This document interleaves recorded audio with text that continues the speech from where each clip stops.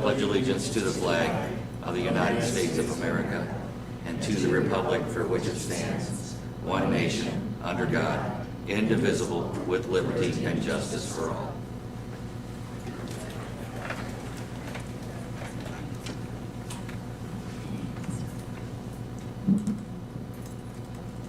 Okay, number 3, public comment. I do have one for public comment. Kelly Borkert. Are you on?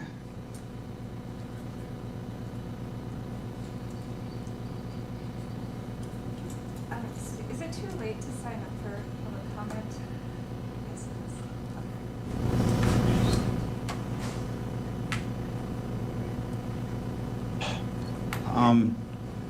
Yeah. If there's no objection from the committee, we'll waive it. Okay, thank you. I should say, she did send a letter to the board, and that was for public comment. She's in Hayward. She's online. Kelly, can you hear me?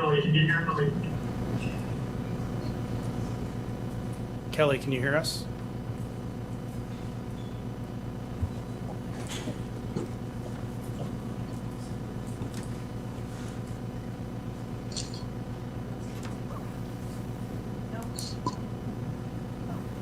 Anyone on WebEx, can you hear us? Yes, we can.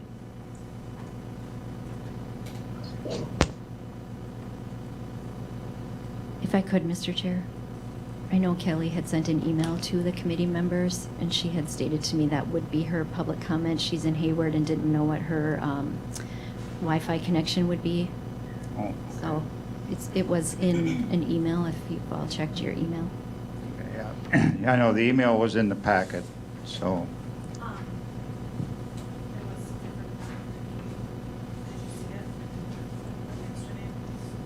No, I haven't looked at it. Sorry.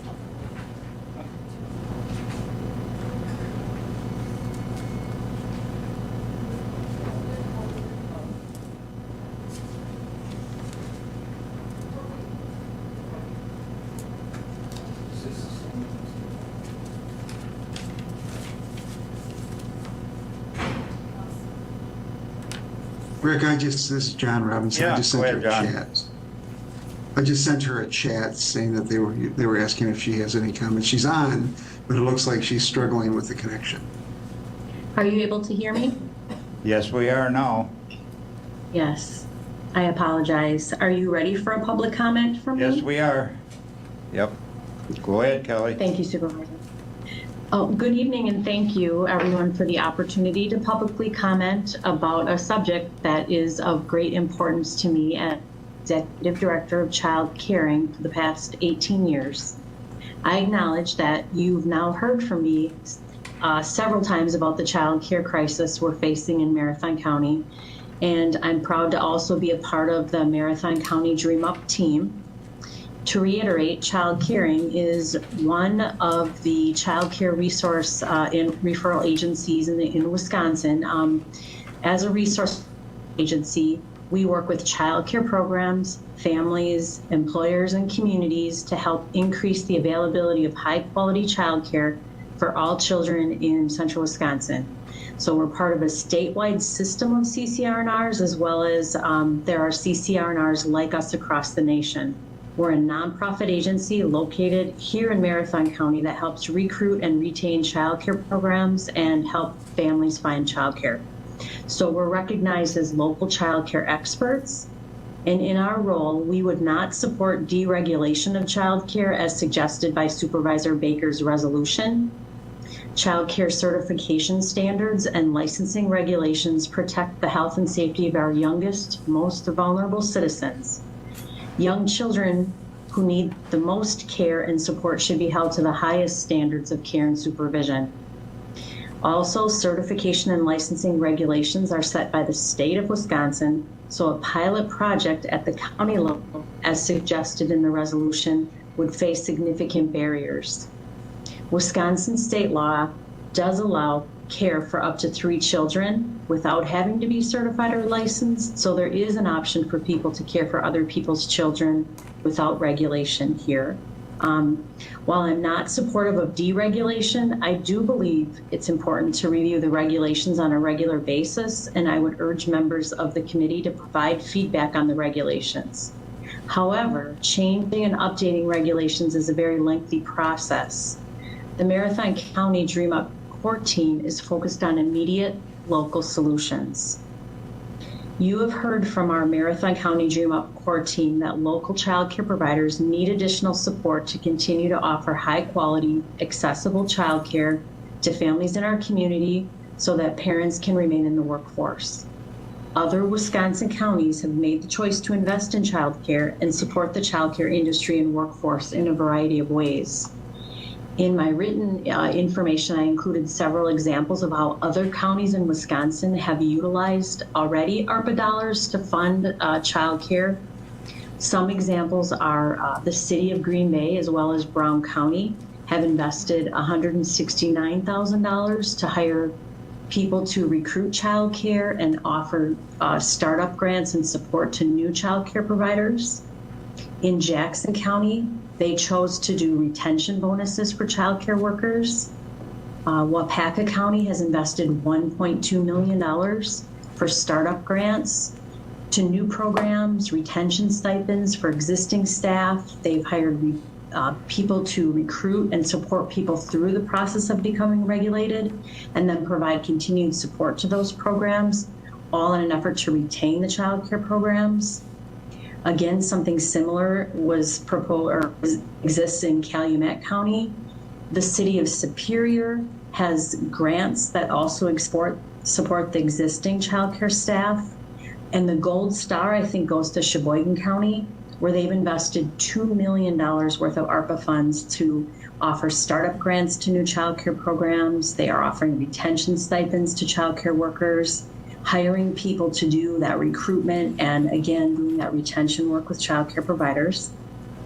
And then I'll add that a child care task force in our neighboring Wood County also has a request into their county to utilize ARPA funds to support child care. On numerous occasions, this county board chair, Chair Plimmel, has voiced that child care be made one of Wood County's priorities. Objective 3.3 in the updated Marathon County strategic plan reads, ensure that every person makes it to adulthood with health, stability, and growth opportunities.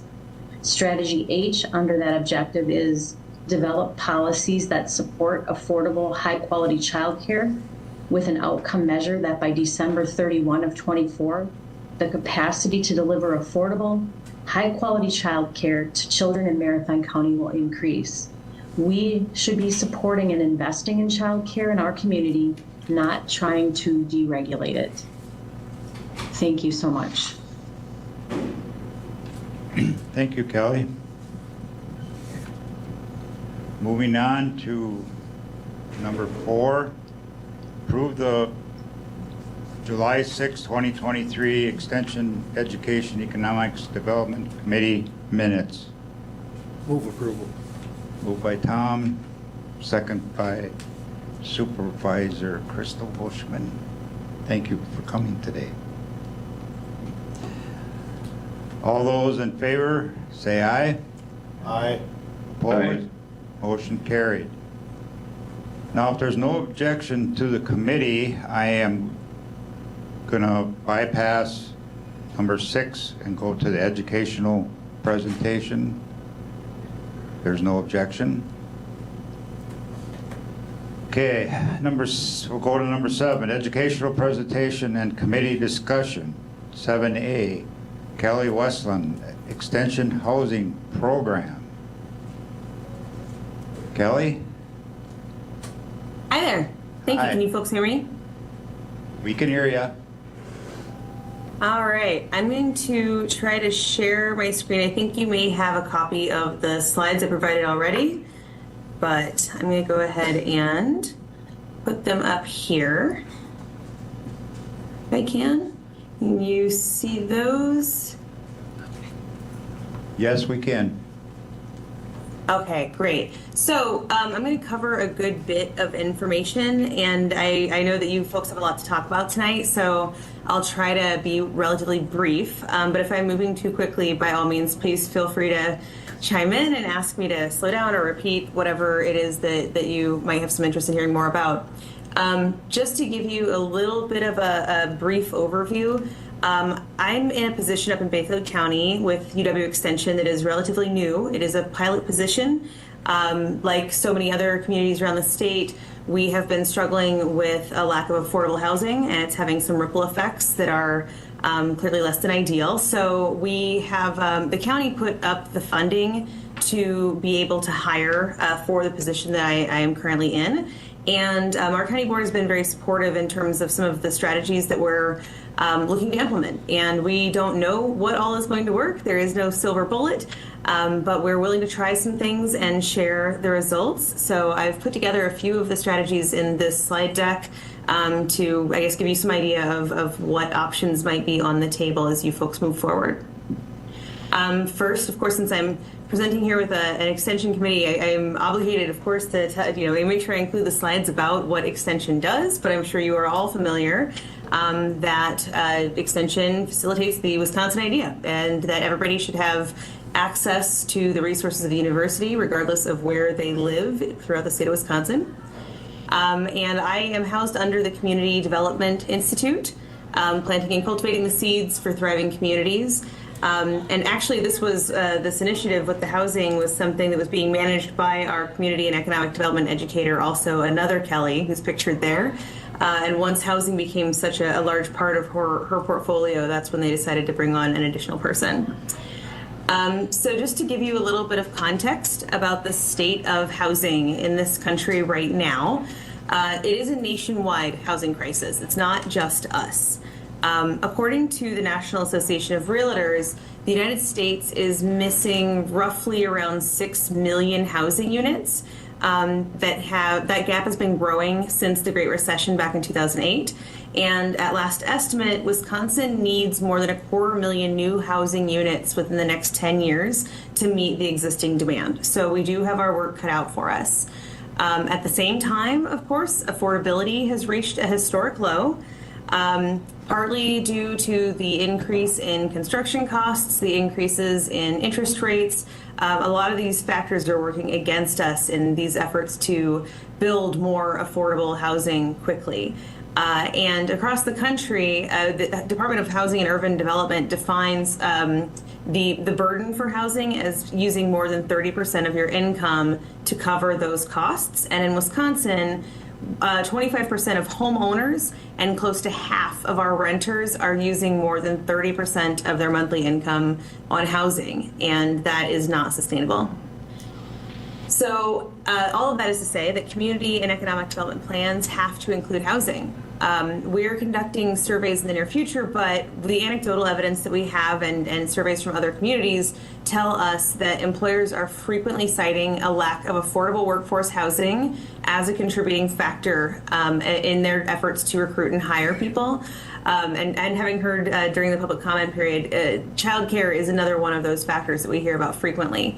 But actually both of those things, childcare and the long commute times, end up making remote work options more attractive, especially to people who live in rural areas. And that's fine, generally speaking, for the employee. But if you have a service industry job or a manufacturing job, something where somebody needs to be physically present to perform those duties, it's really a challenge for our area employers. And of course, we do need housing at every kind of level of the income scale, from people working some lower wage jobs all the way up to the very highest ends of it. We need housing of all varieties, but affordability has to be a component of the discussion, because if we build a bunch of houses that people can't actually afford, then we're not really doing much to address the issue.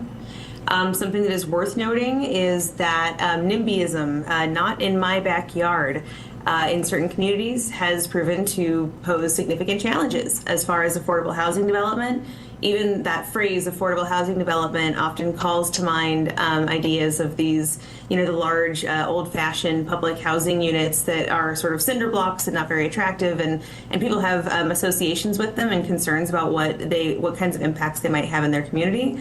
But I can tell you that these things have changed substantially over the last several decades, and there's a lot of education and outreach to be done to build support in our communities for additional housing. This is an issue that is now, it has in the past been something that was largely met by the private sector, and that is no longer the case. It's causing some additional cost burdens and demands on local units of government. It's also worth mentioning that the demographics matter. Wisconsin is an aging state. And in the Shawinigan Bay region, where I'm based, we have an aging population. Bayfield County has actually increased population by 8% since the last census, but the vast majority of those folks are people of retirement age. And what that means is they're coming to live permanently in what had previously been their vacation home. And the issue comes when we conducted a study of the Shawinigan Bay related to housing and asked all of the respondents whether how long they intended to stay in their home, essentially. And it was striking that overall, about half of the people that responded to the survey said that they expected to relocate to a low or no maintenance, independent senior living facility, like a household or an apartment, some other situation other than their single family home within the next 5 years, longer.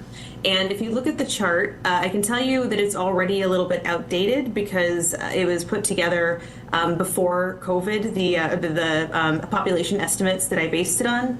And things changed over the course of the last several years. A lot of people wanted to get away from the more urbanized areas and move out to rural communities, and they were able to work remotely more often. So these have shifted a little. But what you can see is that from 2010 to 2025, Bayfield County, where I'm based, and Marathon County, where you folks are, and Burnett, just for another third northwestern for context, you can see that an increasing percentage of all the population in these counties is going to be over the age of 55, if it isn't already. So it's growing, and we need to have more good options available for these people to be able to have quality, affordable housing in the communities where they already have existing relationships.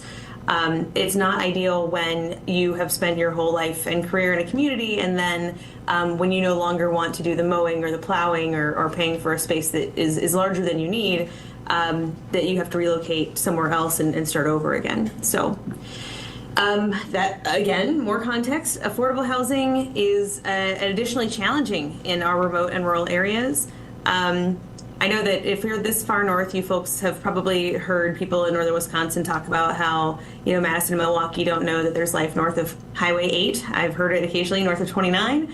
I say that you folks are lucky because you're at least within a reasonably shorter drive from some of those population areas where maybe it's not quite as striking. But I imagine that the economy of scale is still an issue. If you've got smaller towns that don't necessarily want 50 or 60 apartments, but maybe a development of 8 to 12.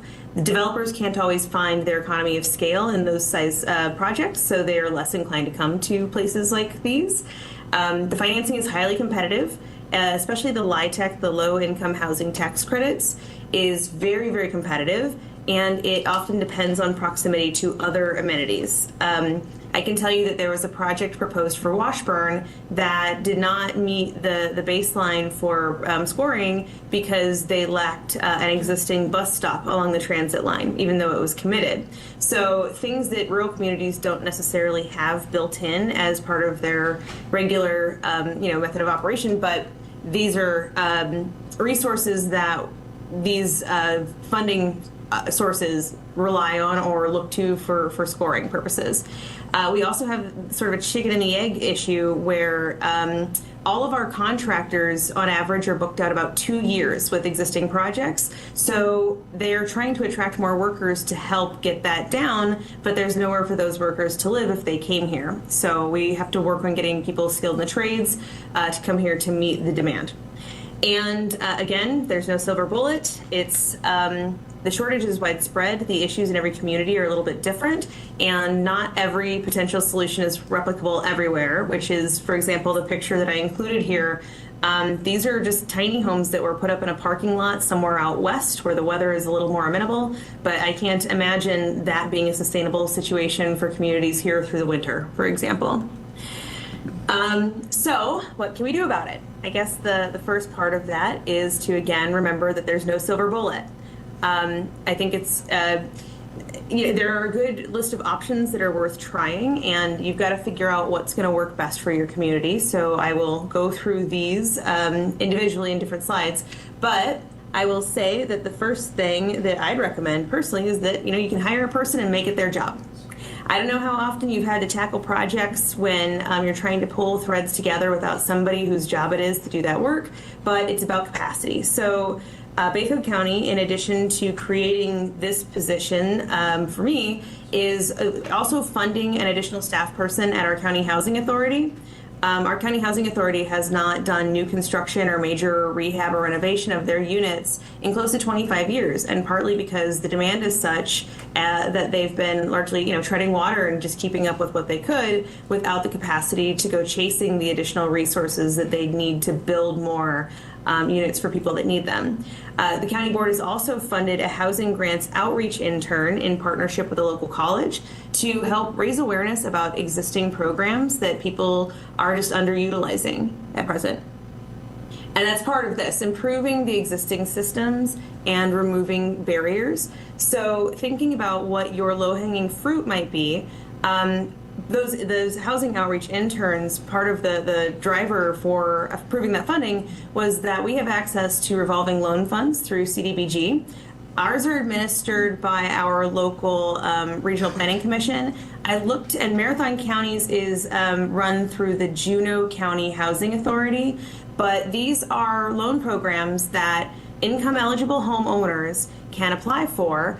And essentially, it's a no payment, no interest loan that is basically a silent second mortgage on the house, where if you borrow, say, $30,000 to put on a new roof or to do weatherization, new siding, new furnace, new septic systems, any of those kinds of improvements are eligible, and you don't have to pay it back until you sell that property. So that $30,000 doesn't gain interest. It's just due at the time that the property is sold.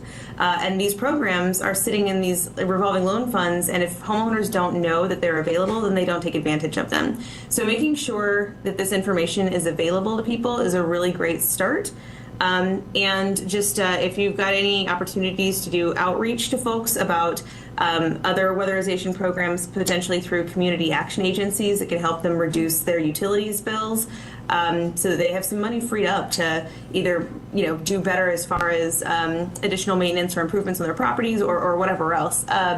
Also, housing choice vouchers are typically allocated to our local housing authorities, but there aren't enough landlords that are willing to accept them. So if there is proactive outreach, there are a lot of resources available to help folks understand why that might be a beneficial option for them.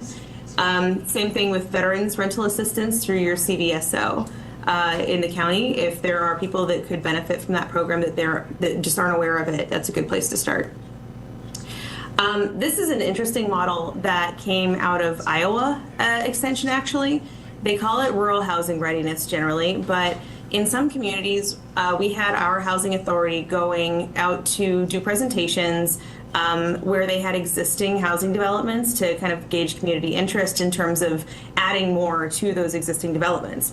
And what we found was that there was a lot of that NIMBY kind of response. People who didn't really understand what the impact on their community might be, that they had some concerns, and it did not end well, we'll say it that way. But we've since switched to this approach where I've gone to several of our local townships, and the people that have expressed a need for additional housing in their communities, and they have formed their own community-based working groups, ad hoc housing committees, and they start a community-driven approach to this, where they might think about what populations are we trying to serve?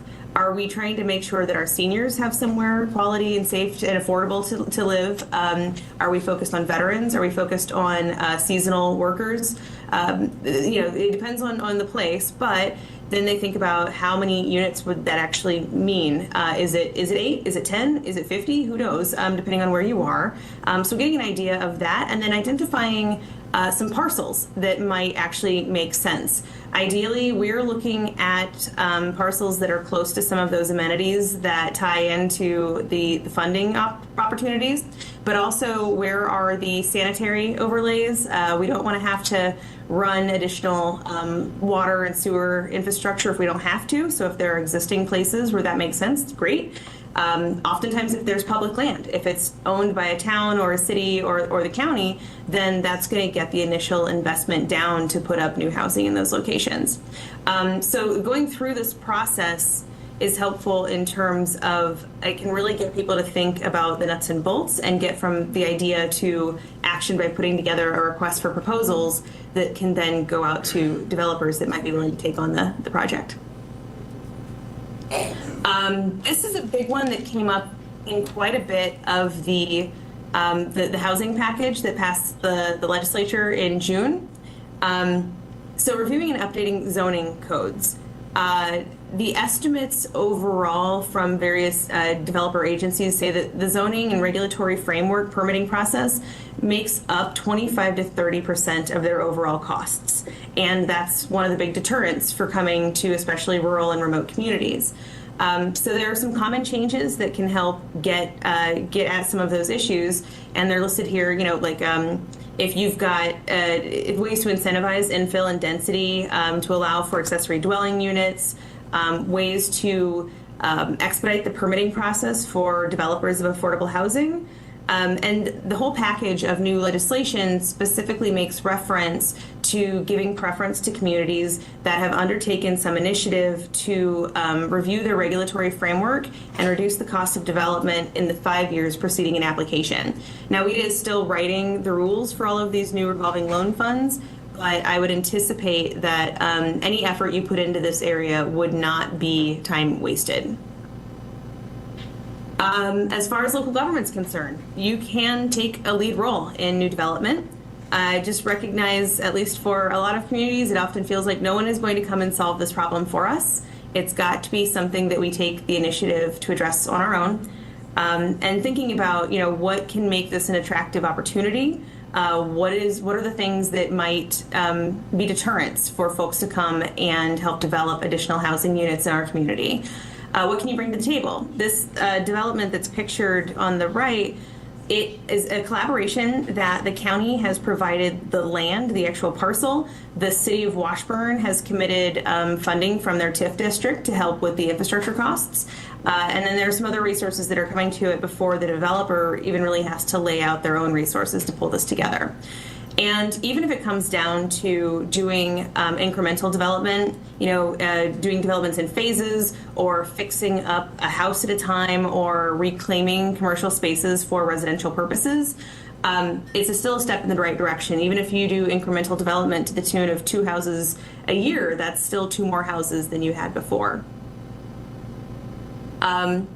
I know that a lot of our communities already are pretty good about working in collaboration, but we were a part of a pilot project through WHEDA that is the Rural Affordable Workforce Housing Initiative. And part of what we wanted to do in pulling together the sort of steering committee was, yes, have people that were focused on housing, but we were looking for all kinds of other experiences too. We wanted people who knew how to think creatively about financing projects, folks that were actually in the building and construction trades, property management.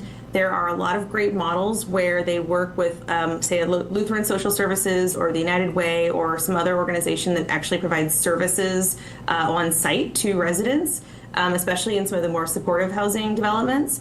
And making sure that you're getting that diversity of voices at the table for any given project. Government, developers, the service agencies, your lenders, and also your area employers. Part of the context there is, are these employers trying to hire people that want single family homes for a couple of kids? Are they trying to hire younger folks that are more inclined to live in apartments? What kind of housing is going to make sense for the populations you're trying to serve? And leveraging state and federal resources. We're in kind of a unique time where there are a lot of resources coming down to address especially housing and climate resilience, renewable energy efforts, weatherization efforts. But there are also, why reinvent the wheel when you can find other models? I would really encourage you to look to some of these agencies on this list for some of their more innovative ideas and models of what has worked well, because again, there's no reason to reinvent the wheel if somebody's already doing it with some success. Otherwise, you can also find all kinds of educational opportunities and access to resource libraries, and of course, the financing. Okay, so advocating for housing forward policy changes. At the county level, there are a couple of things that we could do. I don't know if you folks are dealing with the same influx of Airbnb as we have been. We're a recreational gateway community. And when the housing market was really heating up, a lot of it had to do with houses going on the market and being bought almost immediately by folks who, or companies from elsewhere that were turning them into Airbnbs. And the state, of course, only allows municipalities to regulate them to a certain extent. However, the county has put in place a policy to add a deed restriction to any property that comes through the tax foreclosure process. So if the county ends up even in temporary ownership of a parcel or a structure, any property that is residential or otherwise, they can add a restriction to prohibit short-term rentals. Currently it's set for 10 years as just even a way to start making some of that incremental change in this arena to build out the portfolio of houses that are going to be available for long-term residents. There's also a new, a part of the same resolution was to require that anybody who purchases a buildable residentially zoned lot via the tax foreclosure process from the county, within 24 months, they have to have a structure built on that property that is either a long-term residence or a long-term rental, owner-occupied or otherwise long-term rental. So it's geared to try to encourage more of that actual construction of new housing. And then regarding the legislative update, as far as the bills that just passed through the legislature, the bipartisan package of housing bills approved $525 million in the state budget to fund these. So more than $500 million to WIDA for these revolving loan funds, one of which is focused on infrastructure, another that would help rehab rental housing in Main Street and downtown areas so that the upper levels could be residential. There's another one established to help people who have single-family homes more than 40 years old that are their primary residences to make just improvements in general. And then another, and those ones can become grants. So I don't believe that one is going to continue to be structured as a revolving loan fund because they are forgivable. But then the commercial to residential conversion is the other revolving loan fund that will now be established through WIDA. They also made a change that was geared at combating that not in my backyardism. And so essentially, if you haven't updated your zoning codes and somebody comes where they might typically need approval, then at this point it's there's a change in how those are reviewed. And if it's allowable under the letter of the code, then it's allowable. And well, it kind of remains to be seen what the enforcement of that looks like, but the anticipated outcome is that there will be less opportunity for the community to resist a given development for moving forward. I would also say innovation. There are some kind of new and emerging approaches to financing, to construction techniques, development partnerships. I've listed a few here. I can tell you that one that we are prioritizing in the Chequamegon Bay is the development of a community land trust. This model has been around for decades. It is something that there are already existing CLTs, community land trusts in Madison and Milwaukee, a new one in Door County, another one that is run in sort of southwestern Wisconsin. And essentially, it's a nonprofit organization that can serve up to a higher income group than our public housing authority, and it's geared toward home ownership. So if Ours purchases one of these tax foreclosure homes, say it's valued at $100,000, but the income eligible family that wants to buy that house can only afford $80,000. Well, the nonprofit can subsidize through all kinds of grants and other fundraising opportunities that difference, that $20,000. But the land trust retains ownership of the land and sells the structure, the house that sits upon it. So the people who buy that house now are able to build equity, they can make improvements, they're not paying rent, they have to qualify for a mortgage, but they're buying that house at a price that is affordable to them. The part of the caveat is that they have to agree to a resale formula that limits the amount of equity that they can build over time and requires them to sell it to another income eligible family, while that $20,000 subsidy between what they could afford and the price of the house stays with the house. So it is now a house that belongs in a portfolio of perpetually affordable homes. And there are a variety of other benefits. I won't go too much deeper into that. But it's a promising model that is kind of growing in support and interest across the country. There are also a number of communities, I know Eau Claire is one, and Madison as well, that have set up local housing funds out of their general operating budgets to help with, it might be down payment assistance, it might be improvements similar to what you can do with CDBG funds, it might be new development.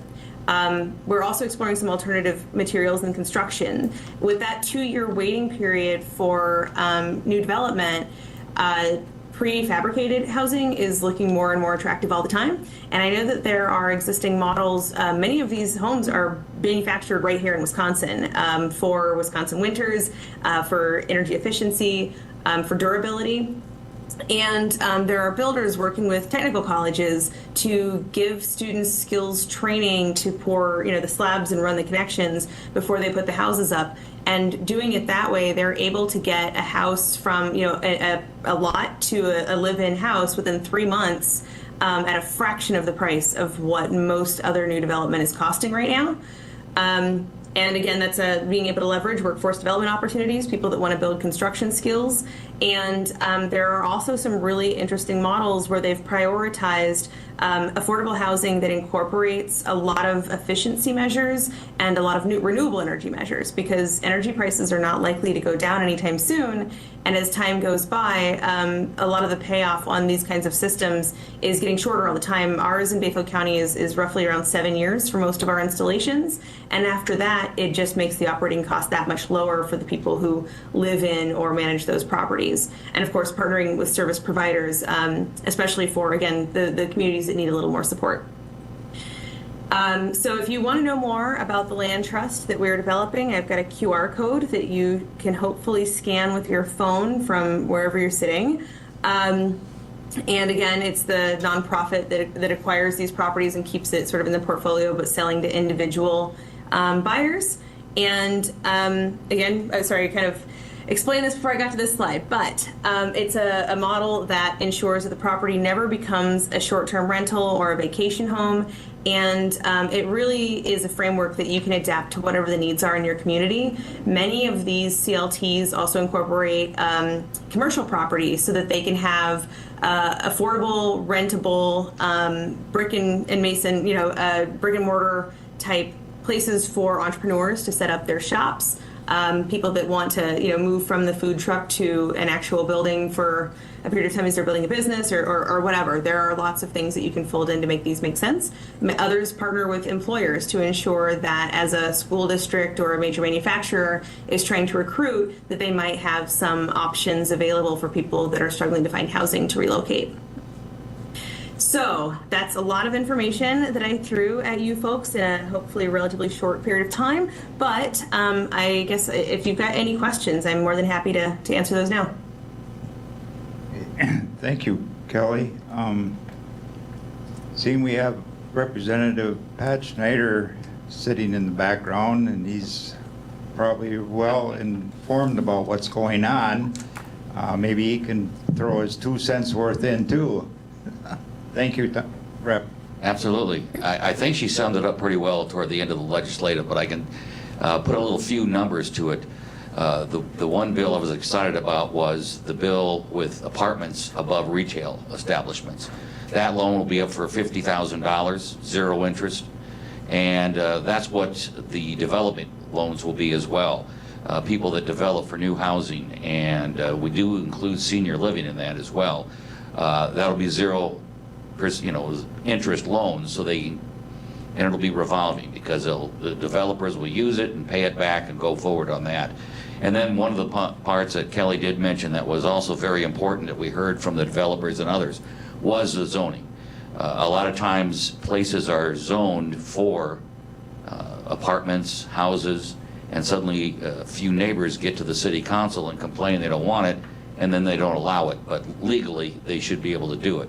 Well, we took that, if it's zoned for an apartment or a house, then it's going to be done, unless it's, you can't just say it's not in my neighborhood.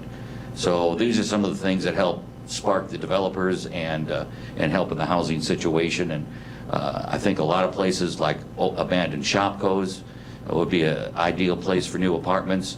I imagine there'll be a school opened here in Wausau when they close things down that could be put into apartments. So very exciting. That was one of the things I heard from a lot of constituents was the housing situation. So good job, Kelly.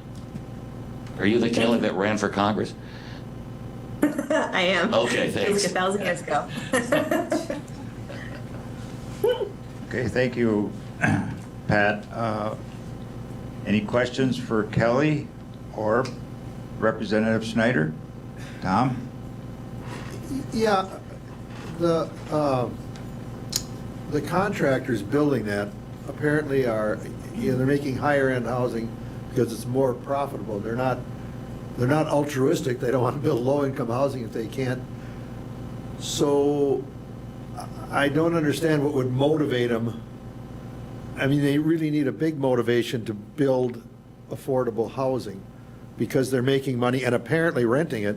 And I assume the people that are moving in are leaving behind other places that may be more affordable. So, I mean, it's not just a one-way street, but Sure.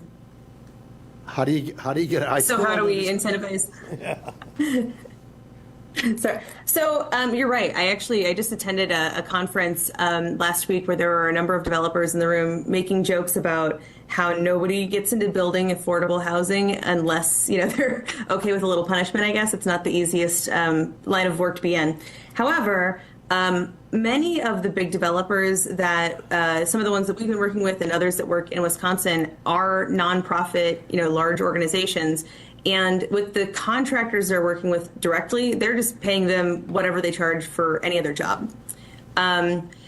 And yeah, they're not all high. Yes, the high end ones are attractive and that's where they can get sometimes a bigger profit margin. But that's where some of these public funding options or commitments, things that we leverage, come into play.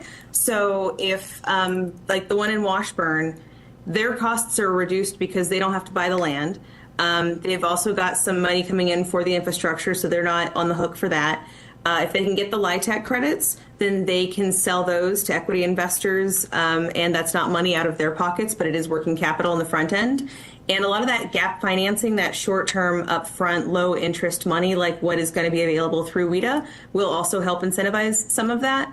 And at this point, there are a lot of people doing this work because they're mission driven and they understand that the ripple effects throughout a whole community of a lack of affordable housing, it limits how many people you can hire, it limits the amount of business you can do. I can tell you that in Ashland or Bayfield City and the town of La Pointe on Madeline Island, these are huge tourist-based economies, right? Most of their money is made in the summertime when the population goes from 200 or 300 to several thousand. And because of the way that the housing market has been going here in the last couple of years, the prices have increased by 150% since 2019. In many cases, it's doubled. And people can't afford to buy those houses or pay the rents associated with them at the wages that they'd make working in those hospitality and tourism-based businesses. So now when these businesses make all of their money in the summertime, they're closed half the week because they don't have enough people.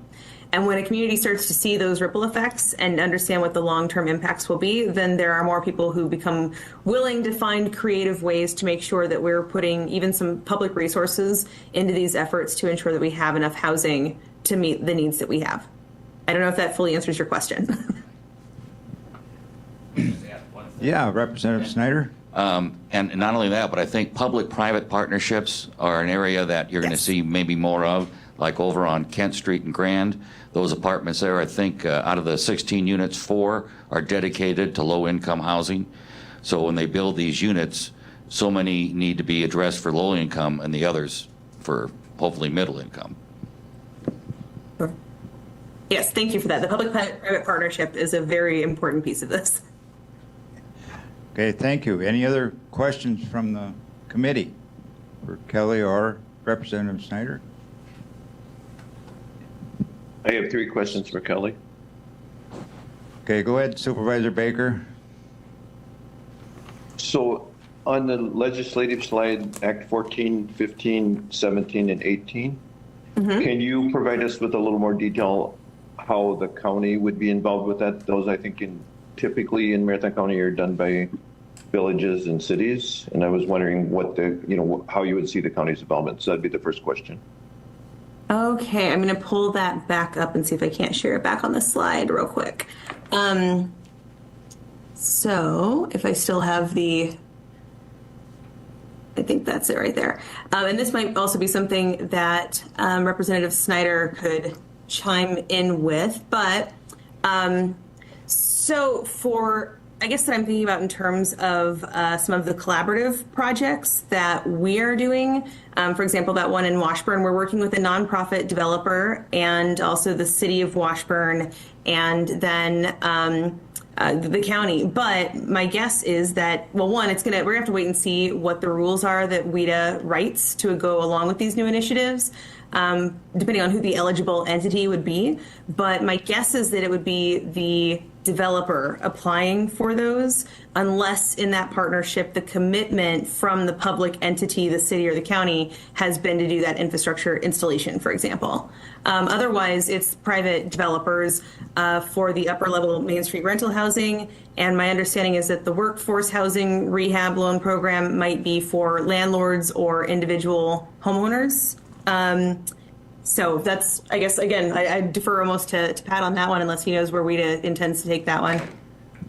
Yeah, I think WIDA's still trying to figure it out, but I guess Supervisor Baker, the best thing would be that I don't know if the county has a lot, except maybe on the zoning ends of things, and if it was somehow a county building that was going to be brought into the picture, but otherwise I think it would deal with the developers, cities, and municipalities. Okay, thank you. The second question, I guess, is for both Kelly and for Snyder. Act 16 land use decision review process changes. So Sorry, I didn't mean to take it away. the county board recently passed a resolution and a letter that asked our state representatives to consider not taking our local power away and not making decisions at the state. So I would see this as something that I think most of our I actually don't know. I think most of our supervisors signed the letter. I don't see this as being something that I would agree with, that, we would want the state to say that we're taking power away from local residents and from local municipalities. So I'd like to hear some feedback on that. Sure. I don't disagree. I think that this was one of the most contentious provisions. Again, Representative Snyder could speak to that better than I could. However, I view it personally as a kind of a motivating factor to get communities to look at their zoning and really think through what their priorities are and what they want to allow in certain places, or not. So I'd say before you run into that kind of a challenge, make sure that your zoning is pretty clear about the kinds of things that you want to have want to allow in your community. Yeah, and the case of the matter is that you should be looking at your zoning, and if your zoning allows for these things, and suddenly now somebody wants to build there and local input comes in and says, we don't want it, well, they should have gone to the council, the county board a long time ago and say, don't let any type of housing or apartments come into this situation. All you're doing is basically denying developers incentive to come in and put places like, I'll give you an example. Over there on Bridge Street and is it 17th, or they were going to put a Quick Trip there, but a few of the neighbors didn't want the lights and the traffic, so it's like an eye clinic now. I don't even know what it is now. And think of the revenue that possibly was lost for the city of Wausau for that, and it was zoned for that, but because some people said no, the rest of the community suffered. So, we do want local control and say, but that means you have to be proactive and look at areas where there's situations that your citizens don't want something there and then rezone it. Okay, thank you. And then my third and final question is, at the beginning or towards the beginning of the presentation, you had mentioned that this was an area that used to be served by private industry, was taken care of by private industry, but things have changed and now we need the government to be more actively involved. Can you go into some of the factors that you feel that caused that to occur? Sure. That's a big question, and I may have some shorthand there. Basically, what I'm saying is there used to be enough market demand and enough resources and the combination of economic factors that if it was an attractive prospect to build a new neighborhood and a developer could make money doing it, then they didn't necessarily need some of the supports or subsidies or incentives from local government to make that happen. But at this point, when, again, the housing prices have just gotten so high, in rural communities, we're seeing it a lot because of just the increased opportunity for remote work and the fact that Bayfield County does have good internet. So these are folks that are coming from bigger places with higher wages, moving to a community that has a lower cost of living where they can maintain their salary from their existing job and just work remotely. And that's fine. That's great. That's still infusing a lot of extra, funding into our local communities. But it's also increased the cost of our housing here. There are local folks that just can't quite compete, and the average age of the first-time home buyer is increasing. It used to be around 24, and now it's creeping up to the mid-30s. So there are people that just can't afford what is available here, and there are a number of communities in northern Wisconsin that haven't really seen any kind of substantial new housing development in 100 years. Some of them 50 or 60 years, and it's just the dynamics of the economy and society and the world in general, I think, have changed enough that right now, one of the biggest issues that we run into in every single community is the cost of installing infrastructure. And partly that's because when we were writing the smart growth plans back 10, 20 years ago, we thought every house, we should have a certain amount of space that goes with this house to maintain green space. And now when we build a whole neighborhood that way, what that means is that we have to run all of the infrastructure that much further than we would if we had, this much green space around a cluster of houses that were closer together. So we've always wanted to kind of, a person wants a little more room around their house, so they might not be as inclined to do infill within a community where there's already existing infrastructure, but the costs have just gotten so high. And then after now that we've seen the increasing interest rates, in addition to that, projects that might have been on track to, pencil out at the beginning of the pandemic now are suddenly not within the realm of possibility as they might have been before. So I think that when it comes down to, local government or communities kind of thinking about mainly the economic concerns and the social concerns, if they've got an aging population or a lack of workforce, if you want to start addressing those things, you've got to figure out what skin in the game you're willing to have. And does that mean that you're willing to help support, a TIF district to do the infrastructure or to provide land that the county owns in order to reduce those development costs? is it a policy thing? Is it doing an overhaul of your zoning regulations so that you can reduce that cost of development to incentivize more of those people to come here? There is some of that responsibility on local government, in my opinion. Thank you. And I'll also say that some of the problems that the private industry has had has been some of our rather egregious regulations that go into things. So that's another area we'll be working on, Supervisor. I appreciate that. Thank you. Thank you, Mr. Chairman. I just want to, highlight one of the things that I just attended the NACO annual conference in Texas in March, or in July, and NACO had a housing task force, and they produced their final report. It's available on the NACO website. And a lot of the recommendations that were just spoke about and some of the changes that have happened at the state legislature are also some of the same recommendations that are made by this task force. But you can review that the Housing Task Force's abbreviated best practices and policy recommendations from the NACO website. And it is an interesting read. It clearly goes through some of the challenges and some of the recommendations, and some of which are pertinent to counties. Great, thank you. Thank you, Chairman Gibbs. Any other questions for Kelly?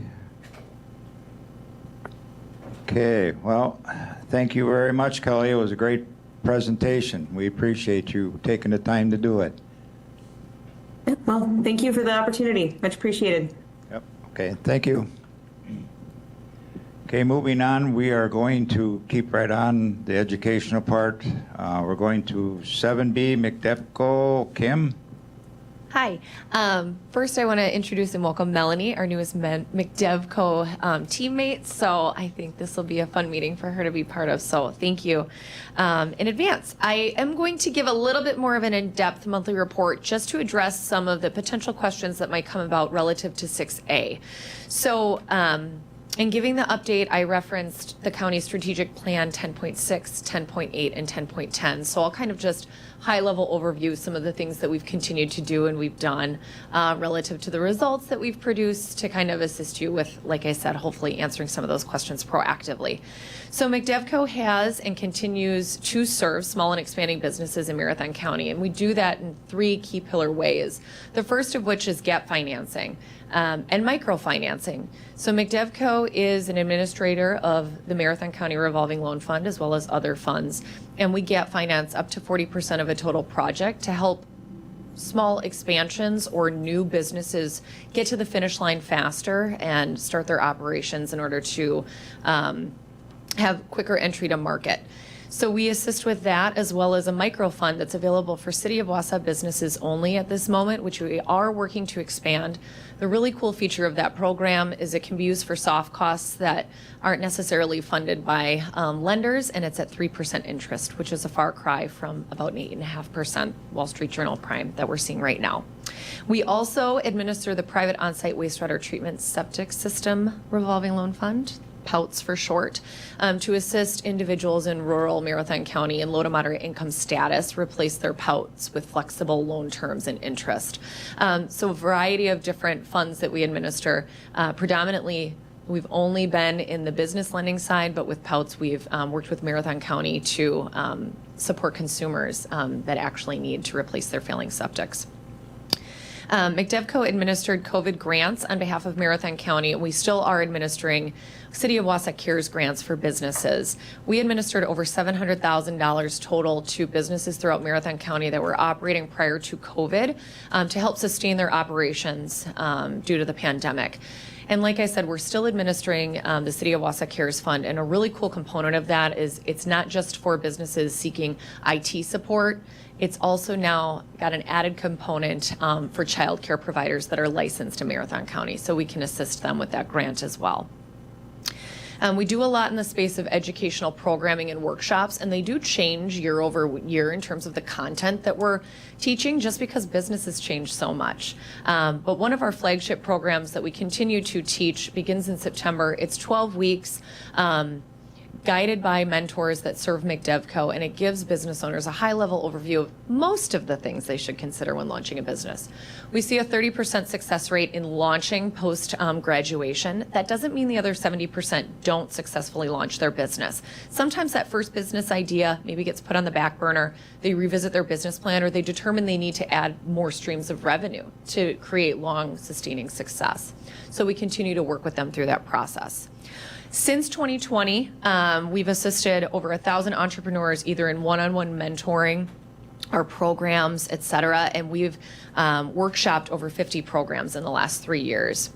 We have some really exciting partnerships with UW Stevens Point, working with their strategic doing team as a table guide to help facilitate conversations around brain power and talent attraction in our community. We also partner with DC Everest youth entrepreneurs to give them tours of the business incubator, which I'll touch on in a moment, and talk about how they can keep their business successful as they continue to grow through high school. And we've really focused on some education for the tenants that we house within the business incubator. So we've seen an uptick in attendance, their attendance in our programs, and we also have tailored specific programs to meet their needs, such as talking about lending or municipality partnership as they outgrow our four walls.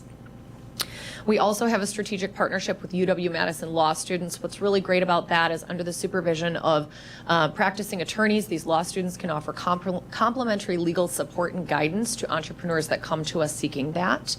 We've also engaged in a really great partnership with a certified tax accountant that donates 2 hours of her time each week to folks that come to McDevco needing assistance with financials, budget projections, which truthfully, legal and financial are the two areas that we see the greatest amount of questions. And then really cool and exciting, Legal Corp has engaged with McDevco to offer patent and trademark support for those that need it. So the only fees that they're faced with are the federal fees that they have to follow when applying for these sorts of trademarks, but just another really great resource to make these things more accessible. McDevco does manage the business incubator, which is located out on 72nd Avenue. McDevco was hired by the Entrepreneurial and Education Center in 2021 to take over management of the space. So we manage the incubator offices, manufacturing space, and the commercial kitchen on behalf of the EEC. When we started, we were 60% full, and 87% full is actually an old number. We're 88% full now. I have less than 5 offices available, and we're very excited with the potential that we've seen from the growth of the facility. And again, just continuing to tailor programs to meet the needs of those tenants to further help the incubation as they look to transition out of our facility. And then we do offer municipality partnership. We convene quarterly with our municipalities and have had some great dialogue and conversations surrounding collaboration and how we work together in our respective communities. McDevco is continuing to look how we can support, like I said, childcare, housing, some of these other items that are really big topics. So more to come in the housing aspect. We continue to look at how we can support as it relates to fitting within our strategic plan. And again, the childcare aspect, making one of our grants available to those licensed childcare providers was a really big win for us. So that's a little bit about what we've been up to, and hopefully that helps answer some of your questions. Thanks very much.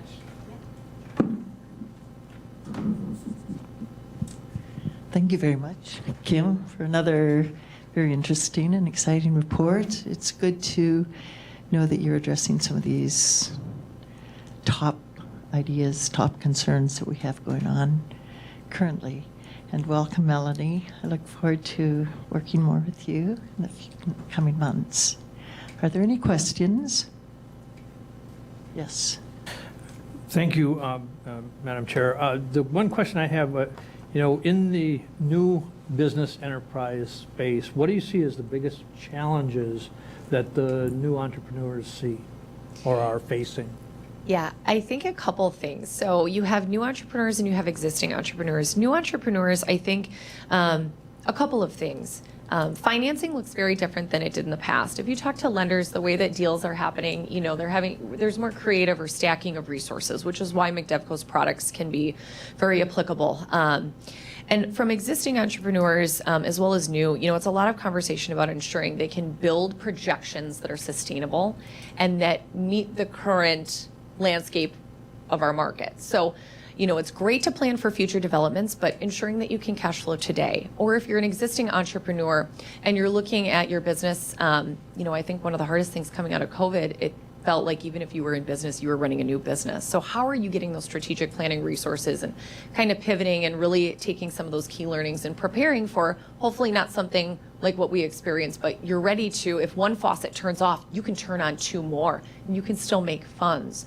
So that was really important to us when we implemented the strategic planning workshop this year, helping some of those existing entrepreneurs. But really, I think the biggest thing we've done with this micro program is ensuring, okay, if you're a business that's looking to begin operations, there's a lot of applicable uses that are very unique than what we've ever offered before, such as it can be viewed as down payment assistance. So as they look to purchase properties, or if they're existing in business and they need inventory or things like that, we can work with them in that space. But I think it's very different what each needs, new and expanding. And I think as we've pounded the pavement and actually had a lot of conversations with entrepreneurs, it really varies, but that's very just broad of what I hear and how we try to address it. My hope is when someone comes to talk to McDevco, they're inspired not to say, oh, well, now what? It's, hey, you're thinking about it now, before you sign the guarantees, before you're too far down, and maybe now you can add a separate aspect to your business you didn't know existed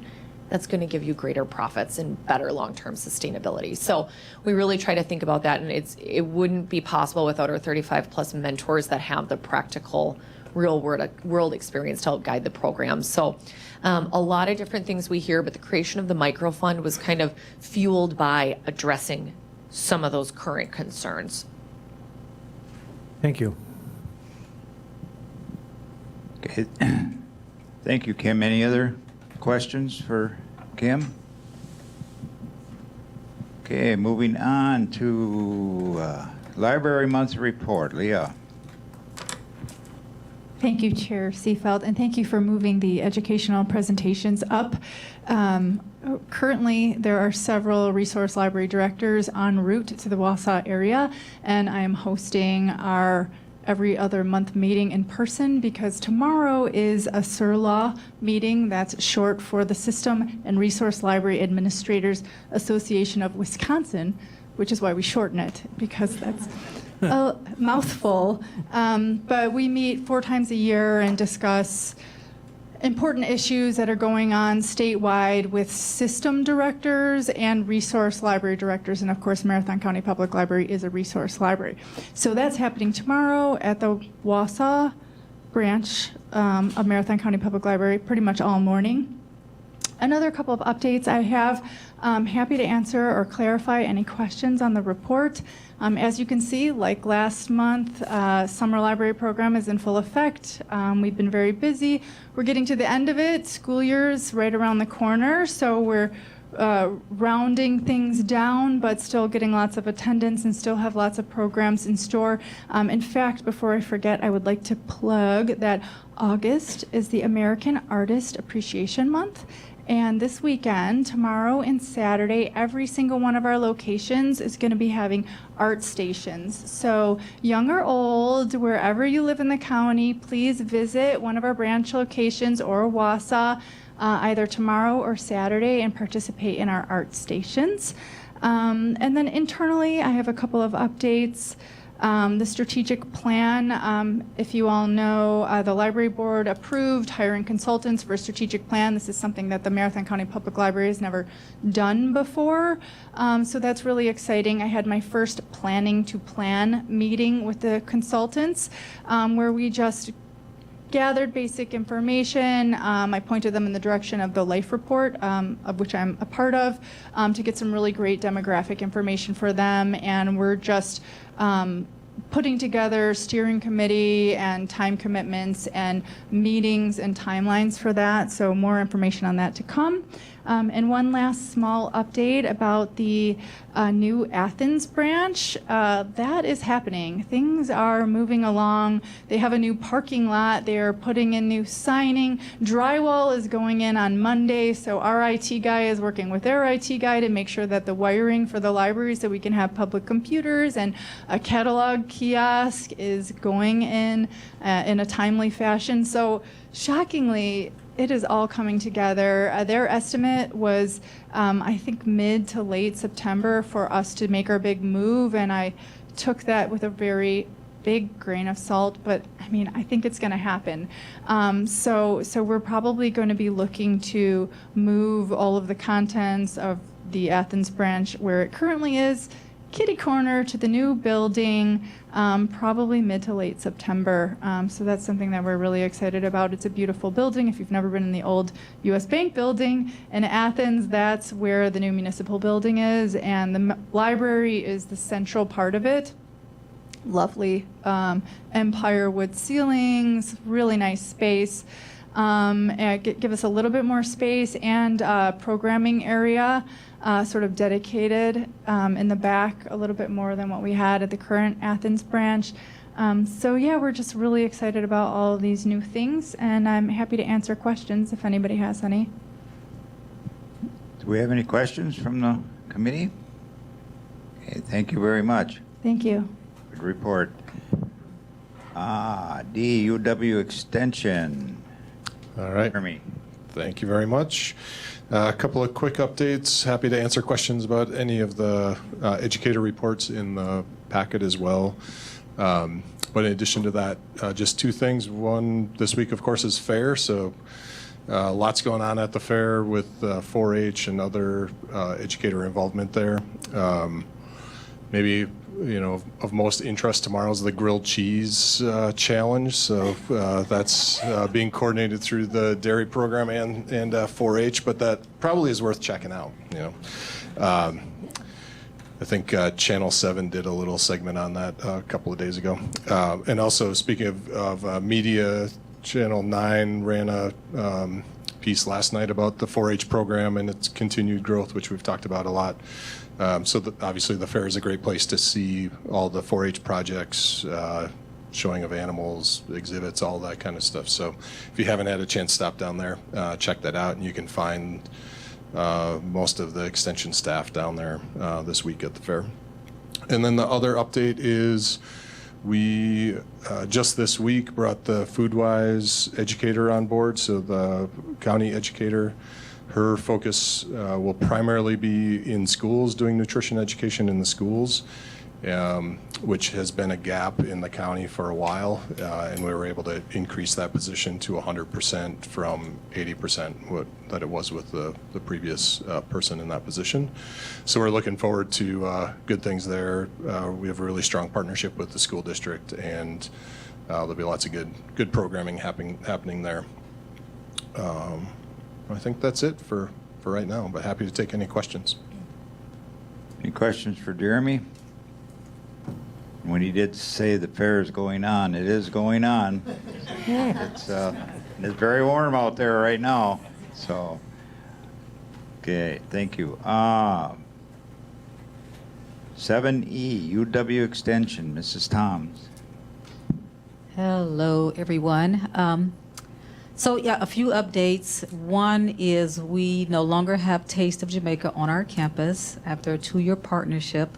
So some of you probably already know that if you saw that on the marquee. So Janice is just running her food truck at this point. So if you know anyone who's interested in providing dining services on the campus, I have investigated several different options, but it's pretty tough. So if anybody have any connections, recommendations, please let me know. Also, I've been working with 2 of the Parks and Recs folks, Jamie and Mark, on programming our field house. And this is something I've talked to Lance about, and met with Jamie a couple times, and also our athletic director, Bill Gibbs. And so we are looking at getting some program in the field house, things like pickleball, 3-on-3 tournaments, toddler time, like during the morning hour. So if you have any ideas about what you'd like to see, let me know. I think there's going to be a survey or something going out soon to the community, but definitely working on that. Hope to get something going on really active by fall. So basically the program will work around our sports and sports schedules. And what else here? Also, we're working with NTC on a partnership in regards to nursing. It's called a 1+2+1. So basically, students will take their first year on the Wausau campus, take 2 years at NTC, and then finish up their last year at the Wausau campus. So it is a bachelor's degree in nursing, and so you probably see some marketing in regards to that pretty soon. I know we have a meeting coming up, so I think this is something that's been done before on the campus, and we're really trying to bring that back, that partnership back. And then the last thing I have is we will have a facilities position posted soon on our campus. So we have an opening for facilities person, and also in September we have a person who's retiring from our maintenance coming up soon now, and then facilities in September. So if you know anybody who's interested in a job, getting connected to getting in the state retirement system and benefits, all that good stuff, be on the lookout for that. Any questions? Any questions? Chair Gibbs? Thank you, Executive Thomas. So I know we had discussions, a few months ago, and UW President Rothman had requested some updates on some sustainability of the two-year campuses. Is there anything that we have as far as an update on that progress at where we're sitting today? Yeah, thanks for bringing that up. And so I know that he's reviewed the all the reports from all the campuses, and they've come back with some feedback. So he's going to make some recommendations for all the campuses. It's going to be some recommendations for each individual campus, and then generally for all the campuses, but we have not received those yet. So once I receive those, I will definitely bring that information to this group. Thanks for asking that. Okay, any other questions? Okay, thank you very much for the good presentation. Okay, we will go back up to 6. Operation functions required by statute, ordinance, resolutions, or policies. 6A, resolution recommending the provision of funding for the Marathon County Historical Society and McDevco for the 2024 annual budget, consistent with previous funding allocations.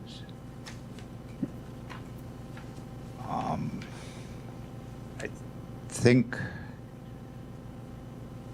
excuse me, my dad's lifeline button went off, and I'm trying to keep communications in between here, but okay. Administrator Lance? Sure. Thank you, Mr. Chair. So there is a resolution in your packet, and actually I can pull up on the screen because I know Supervisor Baker is attending virtually, and Supervisor Baker, I did see your email communication with your proposed amendment, but consistent with the direction from the county board in your budget priorities discussion, you indicated the board indicated that it was asking each of the standing committees to take a look at those nonprofits that are funded annually through the budget, have been historically funded through the budget, and make a recommendation with respect to the nonprofits kind of under the jurisdiction of each of the standing committees. And you have 2 nonprofits that kind of fit within the mission of this committee in terms of oversight, those being the Marathon County Historical Society and McDevco. And you recently received a presentation relative to the Historical Society, as well as your recurring presentations from McDevco. So I prepared a draft resolution for this committee, as well as for the Public Safety Committee with respect to the nonprofits that fall under their jurisdiction, essentially just to provide you a framework for you to discuss what level of funding, if any, you wish to be, for me to incorporate into the annual budget for 2024 for the board to ultimately consider. And I know, as I said, Supervisor Baker, you had a proposed amendment, so just open for discussion if there is a motion, whether it's the resolution that Supervisor Baker offered, and I believe he emailed to all board members, or the resolution in the packet, but the decision on what are those next steps are really up to the committee. Okay, thank you. Any discussion from the committee here? My thought is that we should go with the resolution that Administrator Leonard has put up, but that's my opinion. Does anybody from the committee have a thought?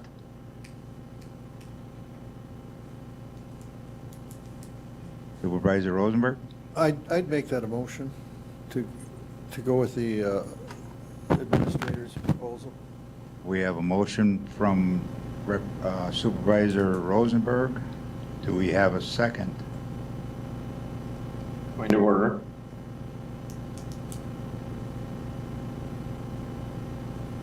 Supervisor Baker? Is this item agendized for decision? It doesn't appear to me to be. Well, I don't know. We will go to Corp Counsel.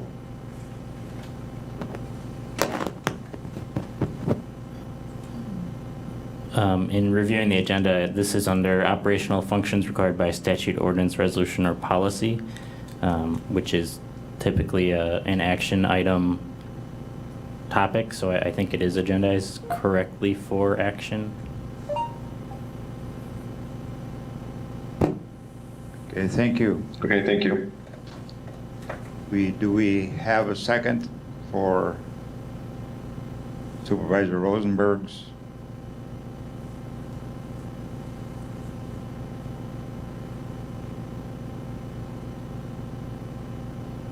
From the committee?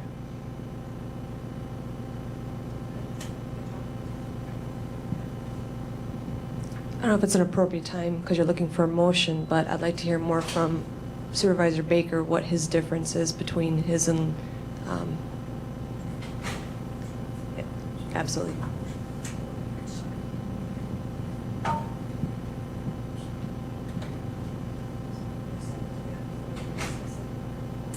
Okay, second by Supervisor Bushman. Now we will open it up for discussion. If I may, Mr. Chair, I'm showing in the room, for Right. those of you that don't have access to Supervisor Baker's amendments, and Supervisor Baker, if you want to kind of talk the committee through what they are, if anyone would then care to make a motion to amend as set forth in Supervisor Baker's motion, that would certainly be in order. I'll try also, Supervisor Baker, to share it via WebEx. Okay, thank you. So basically, I am supporting funding both of the two nonprofit agencies. The language is is for the most part identical to the resolution prepared by Administrator Leonard.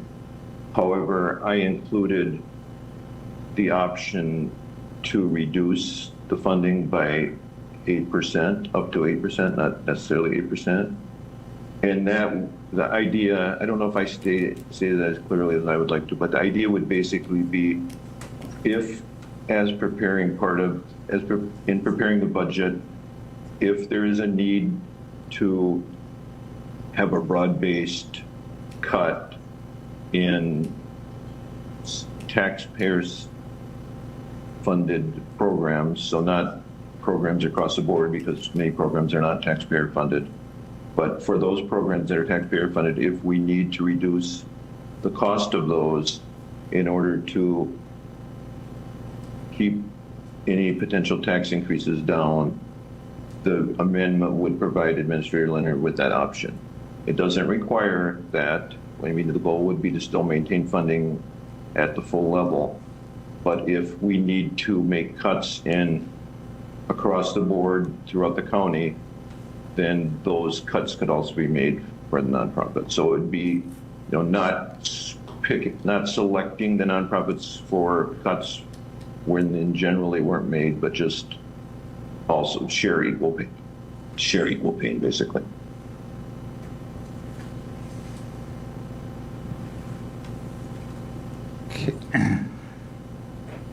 Okay. And let me make one further point. Basically, this is based off of several presentations that were made which indicate, if you read between the lines, or in some cases directly stated, that the property tax increase may be as much as 9.92%, which is, I don't believe is acceptable to most of the supervisors, or well, anyway, I should not speculate on that. I believe that is an unreasonable tax increase, and so I just want to provide flexibility. Hopefully, we'll be able to Administrator Lund will be able to put the budget together without a tax increase that still maintains those services, but I just want to provide that flexibility. Okay, thank you. Kim? Yeah, and I appreciate the comment. The only comment I wanted to make was, and we've talked about this openly, is Marathon County doesn't have an economic development department, and McDevco has tried to serve a vast array of services to small, expanding, and new businesses looking to start or expand in our communities. And the $40,000 we receive is fully utilized for those services. And oftentimes, the services we provide, obviously that doesn't fully cover it, but it does assist a great deal. So for us to continue being able to provide all of these value-added services to the community, it is really critical to just consider the full. Obviously, we're subject to inflation and some of these other items too, but just it is critical to us as we continue to make the impact that we are, and I believe the results do speak to that, to the community we live in, and I think that's a key part of attracting talent. I come from the Madison market, and being able to attract folks that have resources like this to be able to start or transfer their businesses, which we facilitated a lot of those transfers to the community. This $40,000 is really critical to just what we do. So while I definitely respect the conversation relating to a potential reduction, just wanted to share that we're doing our best to be that economic development partner in a space where I know the county doesn't have that role. Thank you. Is there any other questions from the committee or discussion? Chairman Gibbs? Well, thank you, Mr. Chairman. First off, the one whereas in here that alludes to a 9.92% increase, I don't know where that came from as far as the assumptions, because based on the assumptions that were provided, there's some conclusions that are being drawn that haven't been actually even spelled out. So I don't know where the 9.92%, so I would take exception to the fact that you're putting in a statement that says that the potential is up to whatever the number is, but to nail it down to saying that there's a potential of 9.92% increase in the property tax rate is not something that's founded in any of the budget assumptions that were provided to this board and this board approved. Okay, thank you. Okay, we do. So, go ahead, Supervisor Baker. I will send out an email to the, I have to decide if I'll send that to the committee members or to all board members that have the document that has that 9.92% in, because that was part of a HR finance packet.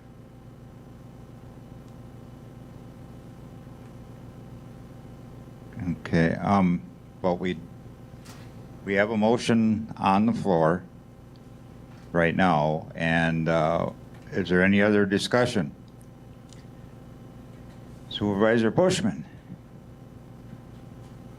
Thank you, Supervisor Seefeld. Supervisor Baker, I'd like to say thank you for putting forth the resolutions you did and for giving some more explanation as to why you did what you feel it represents the majority of the board when we had our budget meeting last fall. As with every taxpayer, we have to look at our budgets, especially in this economic times, as to needs and wants. And I think we all know that. We want to take that into consideration when we consider the budget. Nonprofits, as we talked about, you're looking at the value they provide to the community. You're looking at how much funding we're putting towards it. You have to consider all that, especially with the economic times we're in. Medevco, as you said, does a great job. It seems like it's got a lot of investment in building and improving versus a need versus a want. Personally, I feel Medevco does a lot for the community and is an investment, and it's growing and it's showing to build up the entrepreneurship and so forth. personally with the Historical Society, as much as it does a great thing, again, we're in the economic times we are in, and it's a need versus a want. As the main board discussed in the fall, is talking about decreasing funding to help keep taxes down, keep our expenditures down, because we are over budget. My thought would be the historical funding is something that we could look at decreasing, but I would favor keeping Medevco where it is. Thank you. Okay, thank you. Supervisor Book. My question is there a reason why the two are in the same resolution, or can that be broken apart? No, both have to be in the same resolution because I think, maybe I'm wrong. I think if someone desired to, they could split the two into separate resolutions. I don't think there would be anything contrary to doing that. You could either separate the two questions or direct administration to draft two separate resolutions. However you wish to do that, I think you could accomplish that if you wanted to. Chair. Go ahead, Supervisor Book. Oh, Administrator Leonard? Well, I was just wondering if there needs to be a motion, but I think you should speak first. Sure, sorry. I was just going to, to Supervisor Baker's earlier point about his explanation. As your administrator, I certainly appreciate any time you can give me flexibility if as circumstances change that we would need to make a modification. So not that my perspective on this is at all important. You are setting the policy in terms of the direction for the board to consider. But the language that Supervisor Baker has included in the now therefore be it further resolved section that calls for funding to be continued, but allowing the administrator, myself, to have the flexibility should the circumstances, in my estimation, justify a reduction, but also giving me clear direction that the reduction should not exceed 8% of the previous funding. I certainly don't have any issue with that language. I mean, I just drafted the resolution for in the packet to give you the opportunity to start the discussion. So if there's anyone believing that the resolution I put forward is somehow inconsistent with Supervisor Baker's, that's certainly not the case. I didn't talk to Supervisor Baker before drafting the resolution, and he didn't talk to me before he offered his amendments, but that language in the now therefore be it further resolved, I certainly don't have any qualms, any issues, any concerns. Quite honestly, seeing his language as opposed to what I have, I like his better because it gives me flexibility. But that's all I wanted to say, and I will abstain from anything else. Okay, thank you. Well, my opinion is that, McDevco, we do need to keep funding, them. They do a great job for us. So as a historical society, I was out there last month, and all the work and stuff that they do to provide our history for Marathon County, and this is where all our records are for every county meeting that goes back to I don't know how far, but I think the funding for both should stay the same where we're at. I think it was what, 40,000 for McDevco and 53 something. 4376. Okay, thank you. Excuse me. Okay, but I do think both should remain the same. That's my opinion.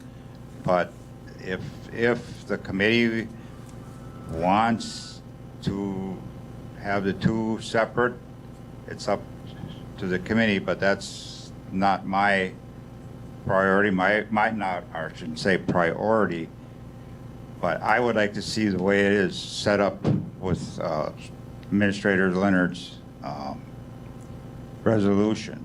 right now, but, and Supervisor Baker, you had a question?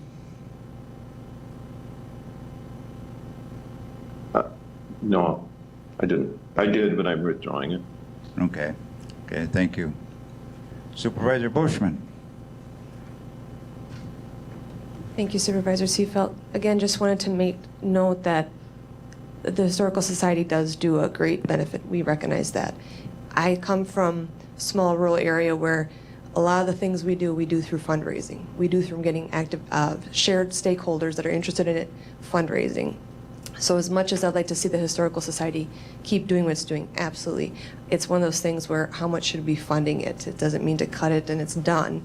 It's just a matter of how much funding our county should put into it based on how much we actually get out of it, which it does a lot. I'm not saying it doesn't, but that's where my thought is. I would be fine, or I would propose, or however we want to talk about it, is if the Historical Society is getting $54,000, to decrease that by half and keep Medevco where it is at 40. And I don't know if the rest of you feel the same way, how we'd go about that, if that's something you think we should do, or adopt Supervisor Baker's resolution as it is. Okay, thank you. Supervisor Unger? Listening the past couple months, I do definitely support this Historical Society and Medevco. I just see immense, towards our community. Tough. I do agree with a few things that you said too, Supervisor Bushman. So I would go with funding, agree with the funding, but if we did have to reduce, I would go with Resolution 2. So if we kept the funding, if we could keep the funding for both, but if something needs to be addressed in the budget, do it, Do you have a question? Okay.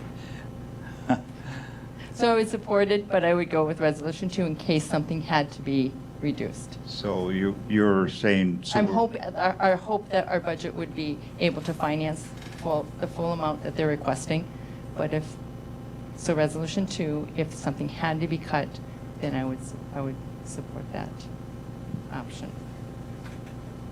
Okay, Supervisor Rosenberg. Lance, if we approve this funding at the levels it had, you can't change it when you put together the budget, or what's the mechanism to do that? I'll let the lawyer in the room. Sure. So I see this resolution as a policy document that would guide the administrator in building his budget. So whether it's the original version or Supervisor Baker's version that sets a funding level, ultimately the funding is going to be decided during the budget process by the board. So while this will guide the administrator when he's deciding how to build the budget, ultimately the board will set these numbers in the budget debate. Does that make sense? Sort of. It would mean then that should we as a board get to the budget and we're squeezed, we could alter it. Yes. But that he wouldn't bring forward to us those cuts. Correct. Okay, I'd just like to say that I would support maintaining the Historical Society where it is. It's sort of quality of life issues that they hold our records, you can find things, you know things. It's important to keep that. It's one of the things that keeps Marathon County so that you know their history and their background. And I think it's important to have that. Also I continuing supporting McDevco at the current levels. Yeah, the Historical Society too does, they do get outside, funding and, sometimes maybe a grant if they can get it, I'm not sure. But they do, the 54 that we are putting in is a good part of it, but they do take in a lot more, like I said, on donations and funding. It's well, as of right now, if we would pass this resolution that Administrator Leonard has put together, and we made a motion to first and second to the motion, would just say we are supporting the funding towards McDevco and towards the Historical Society, but it's like Corp Council said, if we pass this resolution, this does not mean this is in stone, I think. Am I correct? Okay. Yes. Okay, thank you. And So I'd like to make a comment. go ahead, Supervisor Baker. But it doesn't mean that it's set in stone, but it also means that it's set in stone until we get to the budget meeting. And the whole point of the budget process is to make it so that we provide feedback to Administrator Leonard, so that hopefully when we get to the budget meeting or earlier in the process when the administrative budget is submitted to HR Finance, that it is a budget that is acceptable to the board and can pass without 19 amendments like last year. It is my hope that we can fully fund both the Historical Society and McDevco. It's also my hope that we can fully fund the Social Services Department, the Parks and Recreation Department, and the infrastructure, the Highway Department. I'm not going to list all of them, and I'm going to miss some, so I don't mean to offend anybody. All I'm saying is that we may need to make cuts. We don't know that. That's Administrator Leonard will determine that as he's putting the budget together. So he has just stated that he prefers the alternative resolution because it gives him flexibility. It gets us more likely to the point where he can bring a budget forward that is acceptable to the board as a whole. And so in that light, I'm going to make a motion to amend the motion, to make amendment to the motion to be the resolution that I had prepared. Is there a second?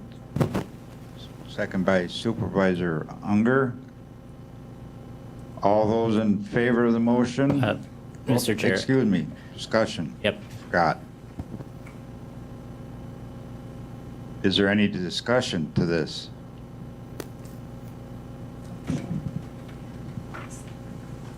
Supervisor Lemmer? She had her hand up first. So that's I fine. just have a quick Thank you. question. I'm not sure if it's appropriate. I'm curious if Supervisor Bushman, you could just give some information on where that cutting it in half might come from, how that would impact the taxpayer. Did you consult with staff when you came up with that number? Thank you. I was just pulling that number randomly from what we discussed at the budget meeting in the fall. When we talked about bringing it down and improving the budget, everybody was bringing up nonprofits, how there's multiple nonprofits in the county, but only 5 are funded by the county. And as Administrator Leonard said, making these changes at the last minute, at the last hour, makes it difficult for these organizations to counter, to fix it, to find other funding to maintain improving. So I know when we were talking, people were saying, proposing it, I think I mentioned last meeting as well, if you take the nonprofits that we were talking about and you say, this is just a theory, cut it in half this year, next year cut it in half, and then you withdraw. For the ones we wanted to do that versus just cutting it off at the final hour in the fall. It was just a thought and putting it out there because we want to hopefully avoid being there at midnight again in the fall. So we're bringing the nonprofits into discussion, talking about what we can do, what we should keep, how much investment we're getting out from them, and keeping in mind keeping the taxes down and helping keep constituents from the rising costs with what they owe with the government and what they expect to do. So no, I didn't ask. It was just to get a discussion going where we're thinking what we want to do for it. Thank you. Thank you. Supervisor Book? Just another quick question. If Administrator Leonard and Supervisor Baker have not had an opportunity to communicate. Administrator Leonard likes Supervisor Baker's format or wording, etc. Why is it necessary that do we absolutely have to make this decision today? I mean, there've been a couple of different ideas put forth, even as far as splitting the two, or perhaps getting something that is mutually agreeable. Okay, thank you. I don't think we have to make the decision today, do we? I would Core say Counsel. there's nothing that requires you to. I would just caution about the budget timeline in and of itself. If the committee doesn't approve it today or take any action today, it would be next month. Then it would have to go to the county board in September, and it depends when in the budget process you want to provide the administrator that feedback as to the level of funding on those nonprofits. And I think what Supervisor Baker stated about the numbers setting things in stone until the board reviews it, I think that was well stated. That nuance I think is appropriate to recall as well. So that's all I have. Thank you. Any other discussion? Supervisor Rosenberg. I'm just thinking, if you cut both those programs, I can't imagine it's going to make any significant difference in the tax rate. I mean, there isn't enough money here to, nobody will know. Nobody will notice. It'll all stay the same. You can't find it. And these are things we should be funding. Okay, thank you. Any other discussion on the amendment? Okay, all those in favor of amending the previous motion, say aye. Aye. Just clarify, are we doing second amendment? We are at the motion to amend first motion. All those in favor say aye. Aye. Opposed? No. It does pass, so thank you. Now, we do approve going with Supervisor Baker's with the way he has it stated. I would like to do this today to get it done, because next month I won't be here. So I would like to get this. So I would like to go, do you want to go with Supervisor Baker's? I need a motion from the floor. No. Yeah. As amended. Okay. Right, so the motion on the floor right now is the resolution with Supervisor Baker's amendments, and the next vote, assuming there's no other amendments offered, would be on that, whether to move that to the full board.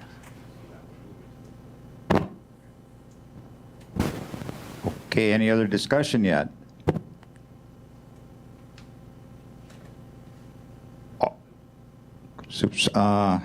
Chairman Gibbs? Thank you, Mr. Chairman. The only thing that I would point out is if we go back and look at the Historical Society's presentation that was presented to this committee last month, you will look at the amount of dollars their budget is made up of, and Marathon County's portion of that budget is 28%. So that means that 72% of their funding is coming from other outside sources. And so a cutting of that budget potentially may have a significant impact on their ability to do some of the services that they are under contract to do, that are in the contractual obligations that the county has moved towards for all of our nonprofits. Okay, thank you, Chair Gibbs. Any other discussion? So, question, would that mean then that we should be voting no? Because we've already voted on the amendment, so I'm confused as to what that guidance would provide us. Chair Gibbs, you have? Well, I'm suggesting that the potential should possibly even divide the question. Divide the question.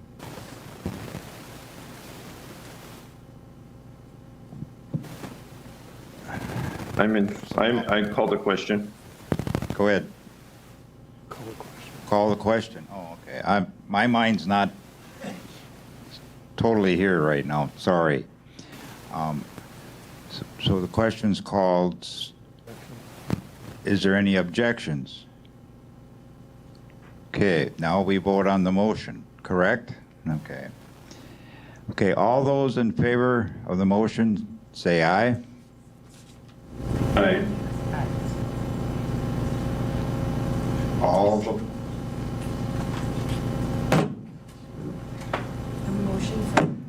Just to clarify, so the question was called, no one's objecting to the question being called, so it's as if you are voting on the resolution as amended. So this is the vote to either pass this on to the full board or not. Okay.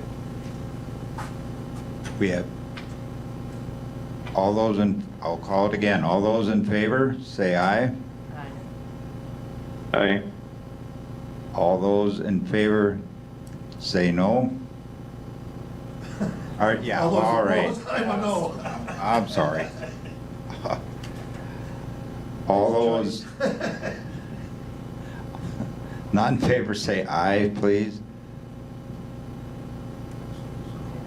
Opposed? Sorry. I'm a no. And I'm a no.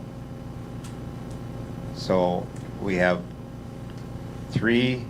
4 yeses, 4 yeses, and 2 noes.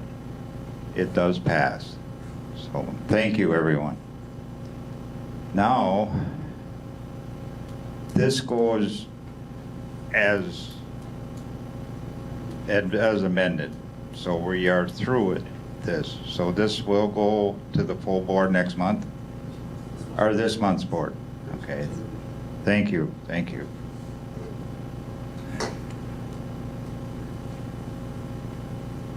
Okay, moving on to 6B, continue discussion to develop recommendations relative to the county role in supporting access to affordable, high-quality child care and affordable housing. 6B1, consideration of Supervisor Baker's resolution draft.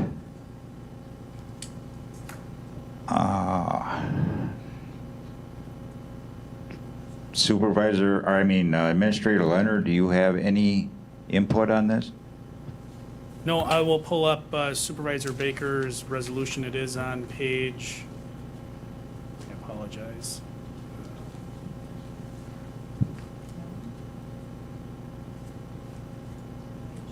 Point of clarification. Go ahead, Supervisor Baker. I would inquire as to whether if you have a family emergency that you need to take care of, whether, it would be courteous of us to consider this next month, if there's something that, if a family comes first. Well, I'm thinking it's pretty well resolved, but I'm getting text messages that everything is okay, but it's still in my mind. But that's is up to the committee. But we do have Representative Schneider here, and I was hoping we could get some inputs from him about what's happening with the child care. Okay, I just wanted to. I appreciate it. I appreciate it. But we will get this resolved. Thank you. Okay, in review, the governor wanted $340 million to continue the child care counts. child care counts came about during COVID, it was strictly federal dollars. And he put $340 million of GPR money. And that didn't, that was taken out of the budget. The Joint Finance Committee did not commit that much, though I believe they still put $55 million in certain categories. We are working on bills to try to incentivize both daycare centers as well as in-home licensing. One would be $15 million for grants for in-house licensed home care, things they might need to get it up to code, like fences, paint, things to that nature. Daycare centers as well that might want to get started and, again, get themselves up to code. I'm getting a feeling the governor might be able to use some of his ARPA dollars, that he might fund it for the next year or through the next budget to be able to figure out another solution. Personally, I addressed my caucus that to me this is as much as anything an economic development issue. That if with the workforce the way it is, I'll just give an example. My son and daughter-in-law, 3 kids, and it costs over $30,000 a year for daycare.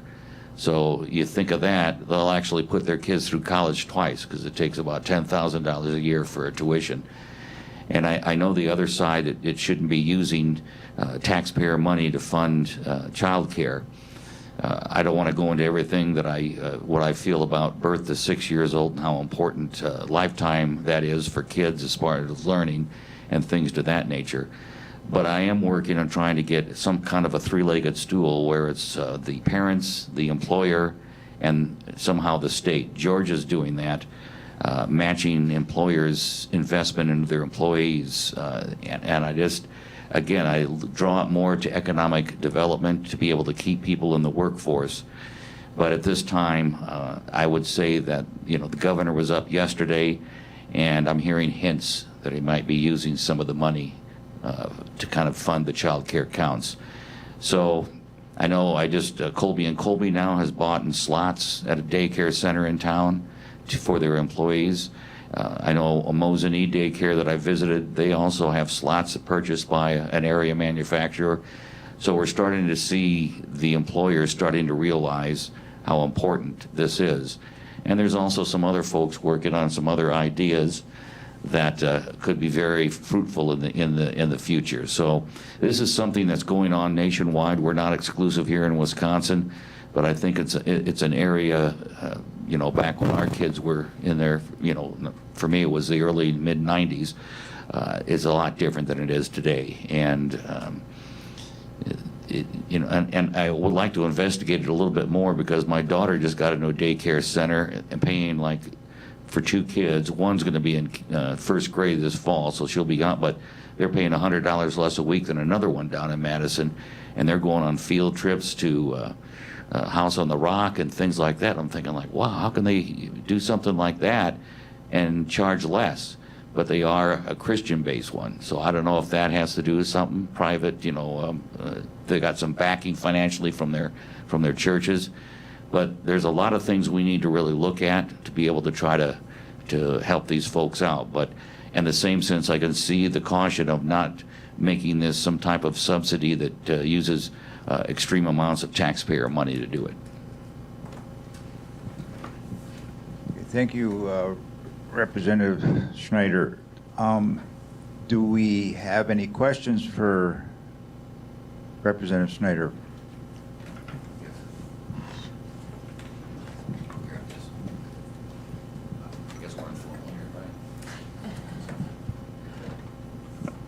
I got it, Ann. Yeah, do you have a timeline? On the money? They talk about January, the original funding went away. If we do... It was cut in half in June. Right, and if we do nothing,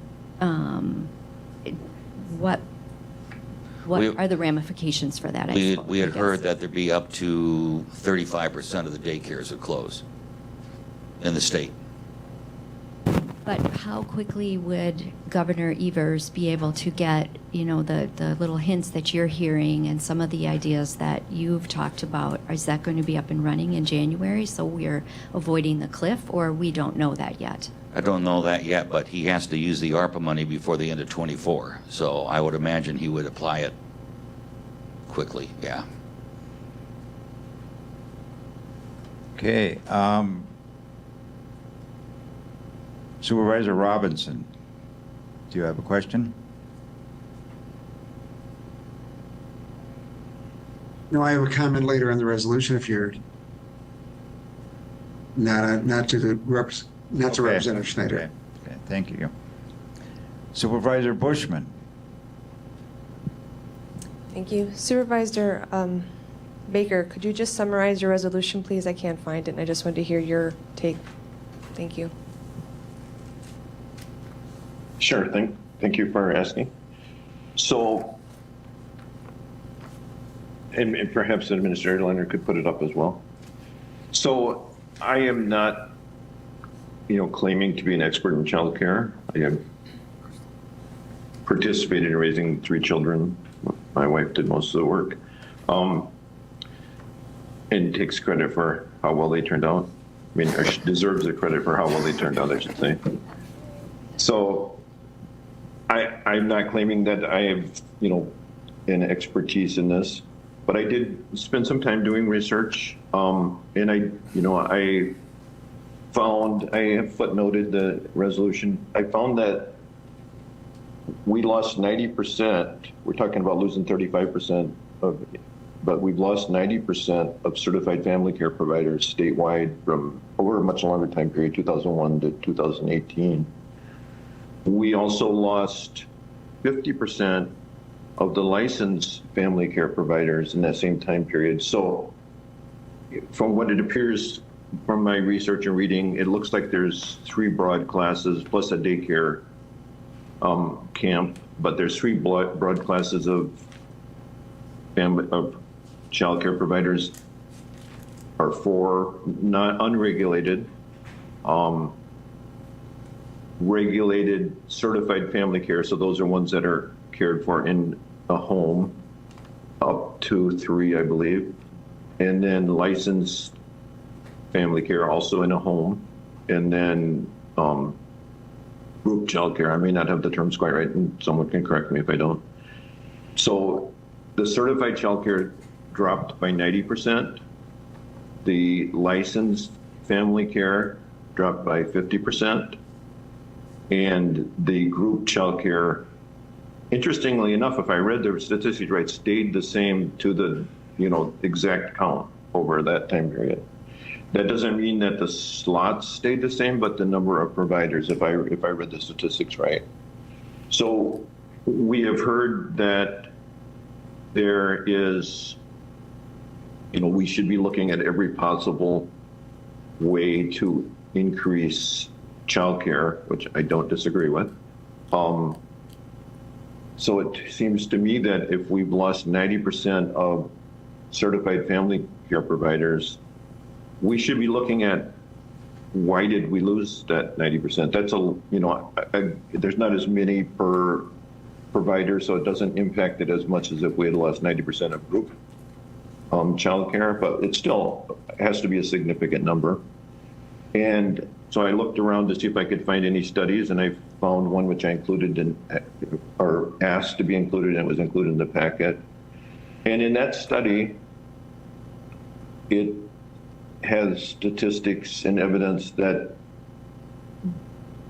at least some part of the reason for that decline was that we have, like other states, have increased the amount of regulation for certified family care providers.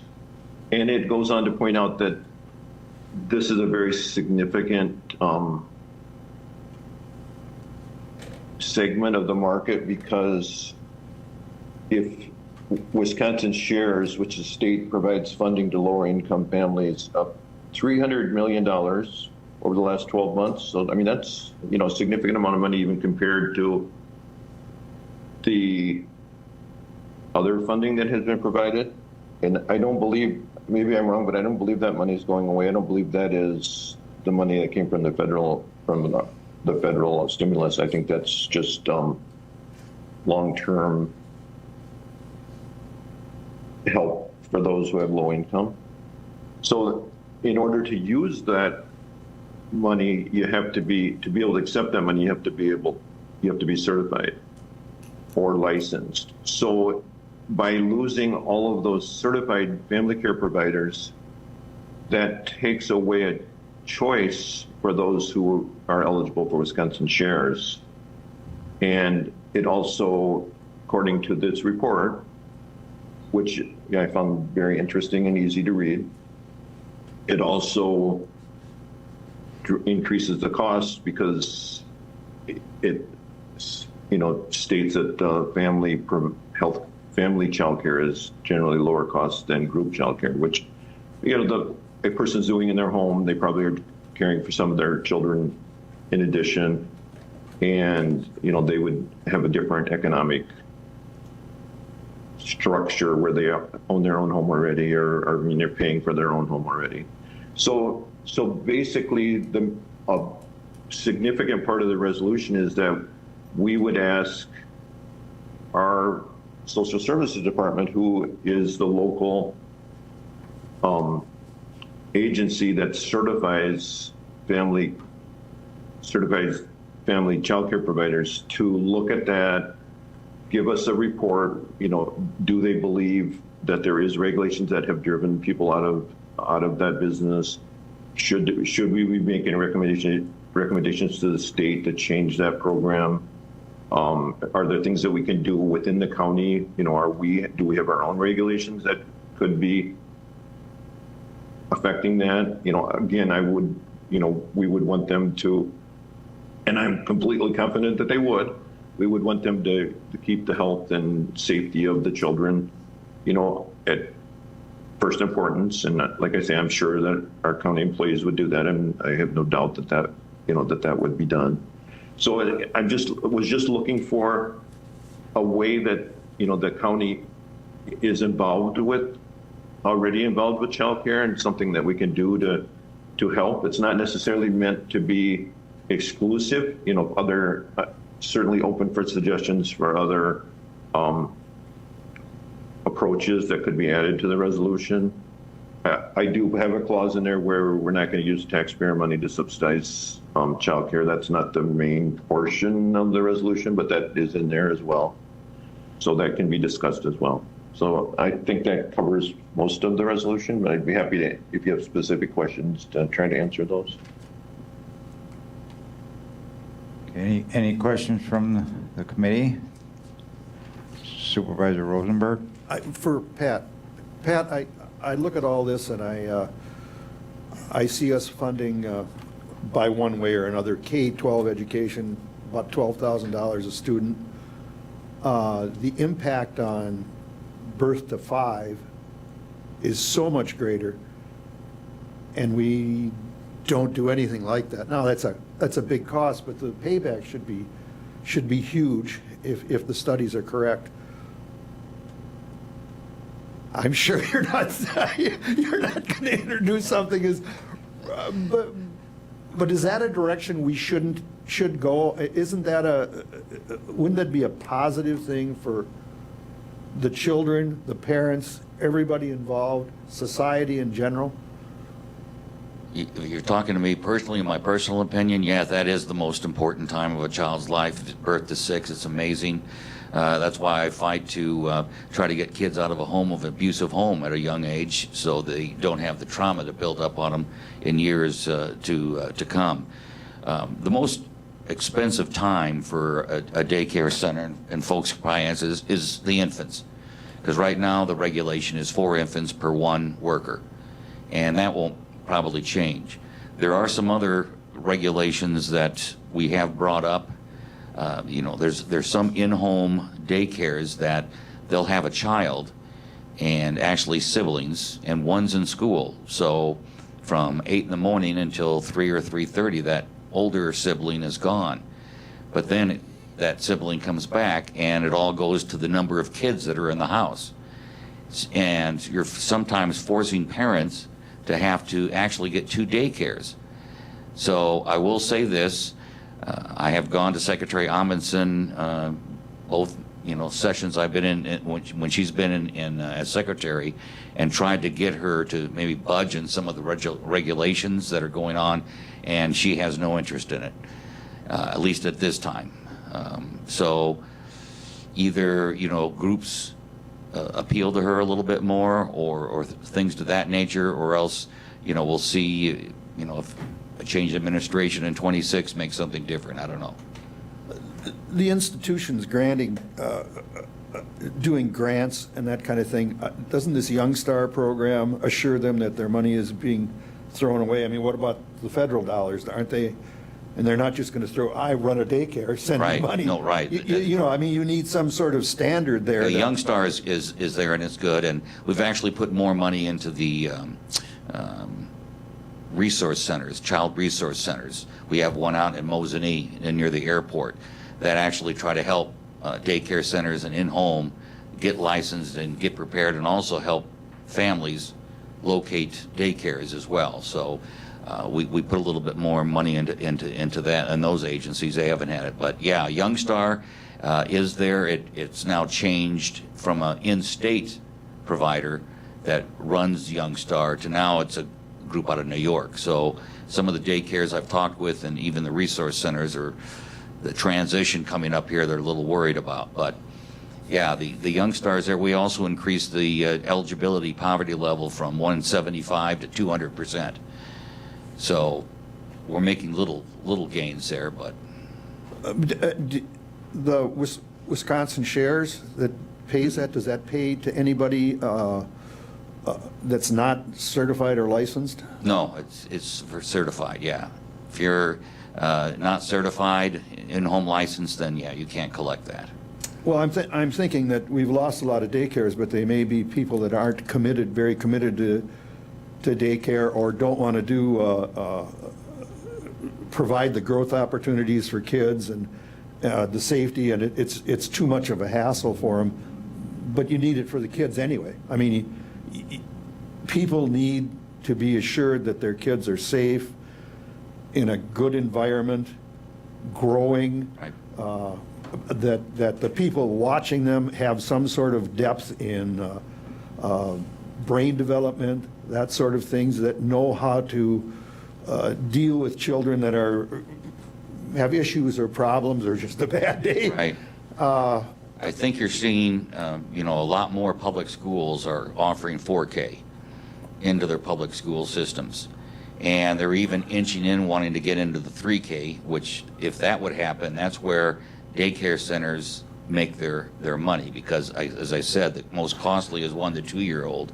And, when it comes to, but if something doesn't change, I could see this going all the way down, unless we can get public-private partnerships with, like, the YMCA, which I think they have already with the Wausau School District, and in some ways, to kind of cultivate that and move it forward.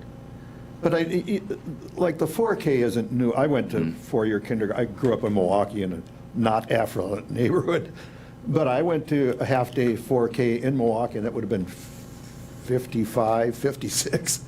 I mean, so long before Head Start or any of that. I'm just thinking that the burdensome regulations are the standard that you need to make sure it's a sound environment. Right. And the parent has to know that when they're at work, that they have some level of comfort. The reference he made to the assessment that he got, I have real issues with, because it's the author works with the American Enterprise Institute, with the Badger Institute, and the conclusion is foregone before you ever read the article. You know what it's going to say. Their stated objectives are private enterprise, free market, personal responsibility, limited government. Badger Institute's had credibility problems. I wouldn't use that as a basis, and some of that language is in this resolution. It really doesn't belong there. I think we ought to be, I don't think we ought to be warehousing kids or babysitting. They should be growing, we could take advantage of this time, and long-term, it pays dividends. And I'm assuming, I didn't do a study. The studies she's citing in this thing are apparently from the 60s and 70s. I think we progressed well beyond there. It's a different environment now, yes. But I mean, back then it was single family, the dad was a breadwinner and mom stayed home a lot. I mean, mine did. Now it just, I don't know how many times you see that anymore.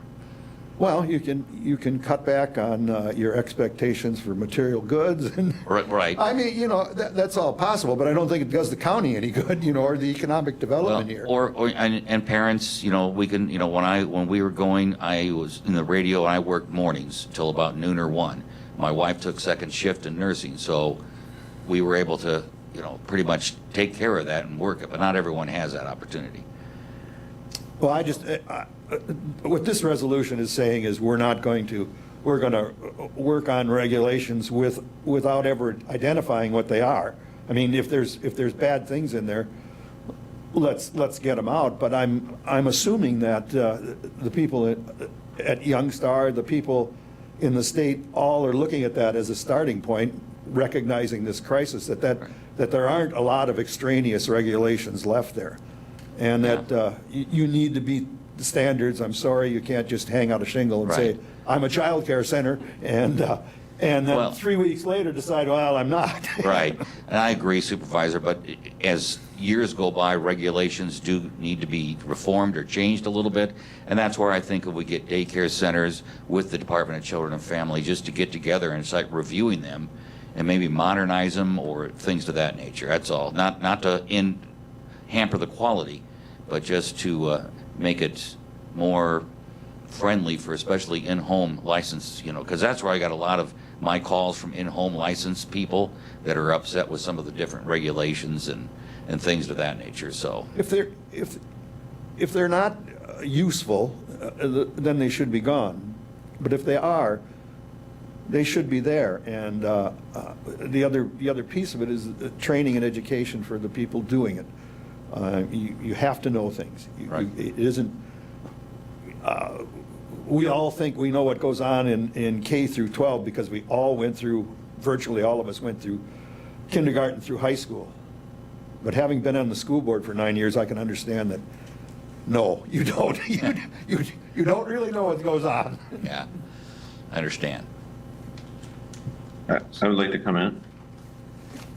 Just staying on Supervisor Baker, I got Supervisor Bushman. Thank you, Supervisor Seefeld. So the last several months, we've been hearing all the different presentations and facts being brought forth. Unfortunately, I think we're focusing on the details and not looking at the bigger picture. And I say that as a mother of 3 that dealt with daycare, and I used the in-house daycare, and through mothers, it was a tight knit of people to reach out to. It was not family, and how you make sacrifices to make it work. Number one, we all have the freedom of choice. We have the freedom of where you want to go to school. We have the freedom of where you want to work, whether you want to have a family, when you want to have a family, and what child care you want to do. Although it's great to say we want help doing child care, it's ultimately responsible to the parents. It's my job as mom to make sure that that daycare was safe. I had sitters that were not. I had sitters that were fabulous. I had the choice to send them there or not. So it's an investment in it's not so much an investment in child care as the government's role, but more an investment in the families. Every job is valuable. Some of the child care workers were talking about how valuable their job is. Every one of us here has a valuable job, so you can't put a number on it. Complaining if the pay wage was not as good after graduation. You know that going into it. I look too, as a graduate, that I look at people that have entry-level jobs. They're pulling more money than I did when I graduated as well. That's the economic time we're in. There was comments about having to turn down your dream job because you can't find childcare. Did that for 10 years as a mom. It's a choice you make. It's a sacrifice. So I empathize with the presenters and their information they brought forth. However, I do support, as in the resolution, any services that are doing tax incentives for businesses. If anyone's reached out to Aspires, one of the #1 healthcare employers in the area, that would be a great place to start. They employ how many thousands of people, whether they want to do an in-house provider. Plus, they do all the background checks on their employees, so forth. So that's somewhere to start. anything the county can support for the businesses to work with that private public, absolutely, that'd be great to do so. With the ARPA funds, I haven't heard there's an end game yet. There is no like, this is what we're going to do with it, and it only is a bridge to get us until we can problem solve at this point. There's nothing that I'm hearing. So I really don't like us throwing money at something, starting something, because like everything else, when we start talking about taking away, and I'm the bad guy, or we're the bad people. So I'd like to hear what the sustainability is, and there isn't one that I heard yet. So I do agree with the resolution that we support the public-private how we can, but I really want to caution the board, it's not the government's job to make sure that 0 through 5 you're getting the best education, you're getting trained, you're getting education. No, everybody can become a parent without going to class, and you have children at home, you're raising them, and you're not doing boot camp from 0 to 5. So using daycare is a way that we're doing so much, but it's also nurturing, interaction, safety. Those are what you focus on, and those can be done in multiple different ways of childcare. Licensed also in home, family, and so forth. So again, I just feel it's not the government's role to do so. Thank you. Thank you. Supervisor Robinson? A question on the resolution? A comment on the resolution. Okay. I would just like to, I think pick up on some of the comments that Supervisor Rosenberg had made, but I want to point out that we have a very significant labor shortage that is affecting employers, including the county, and leading to vacancy rates, our inability to fill those positions in a timely manner.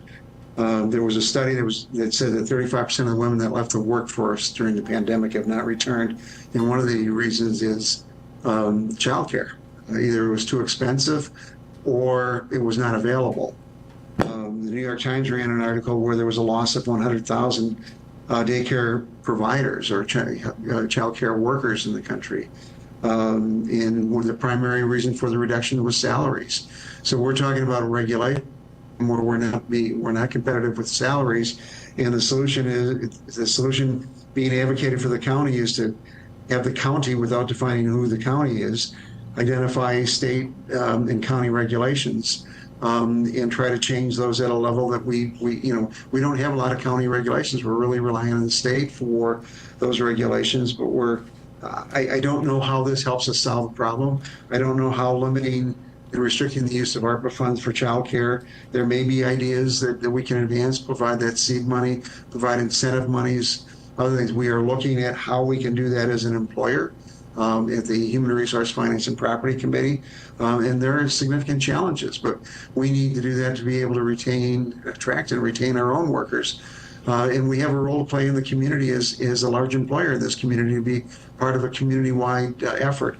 I just think that this resolution is heading in the wrong direction and not necessarily adding any substance to the discussion on how we address that issue and both get people back into the workforce and address some of those issues and limitations such as child care availability and affordability and the wages of the people working in that profession.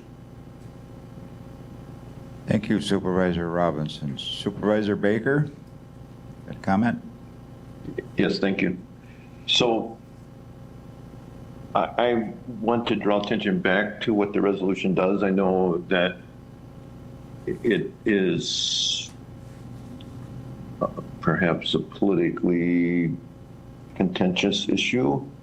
Some believe that it is the parents' role to care for children and then primary responsibility, which I'm in that camp, obviously.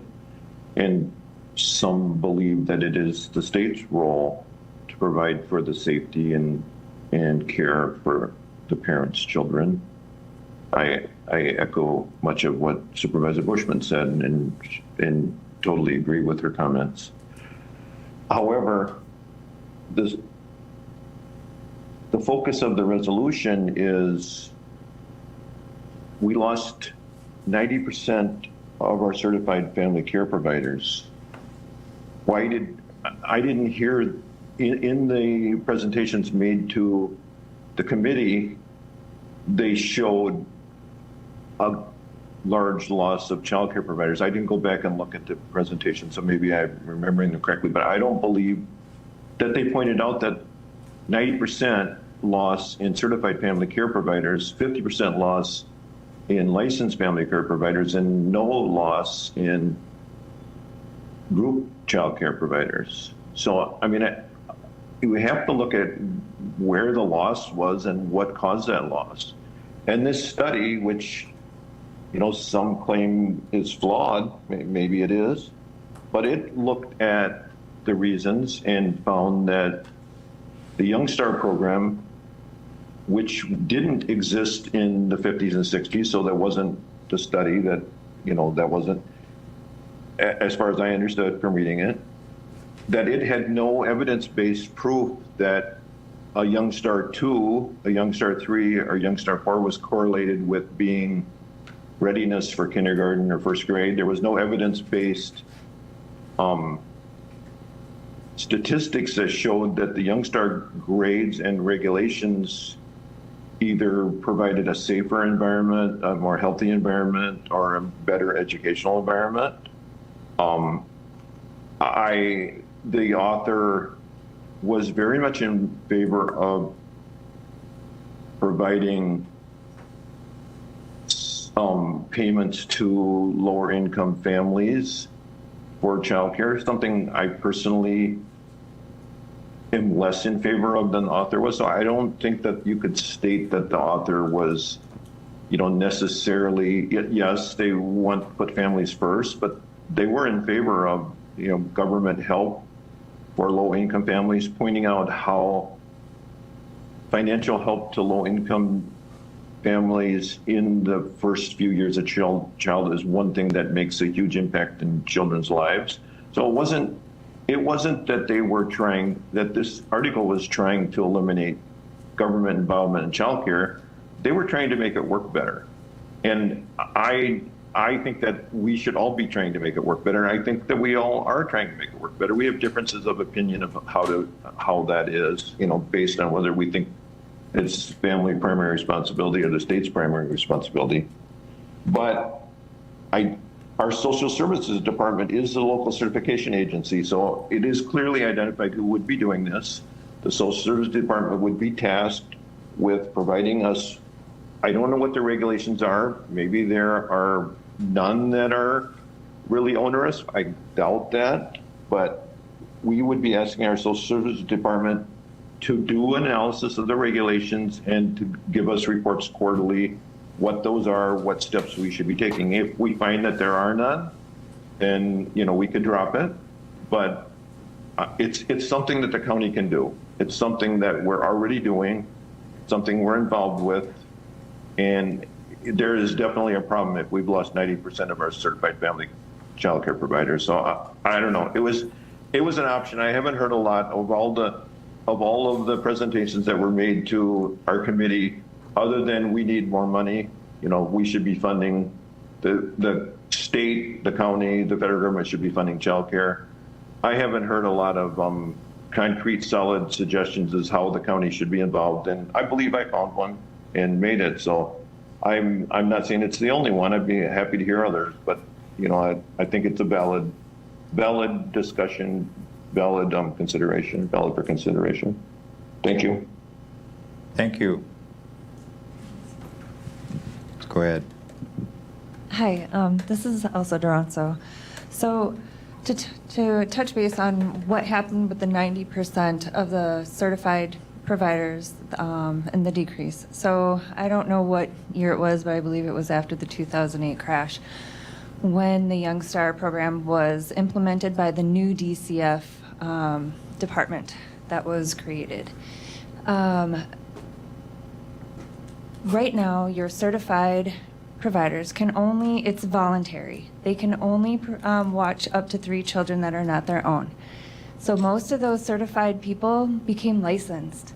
And then a lot of those licensed people went into group centers. So as the group centers were getting smaller and smaller, your license were getting bigger and bigger, and your certified went to become licensed.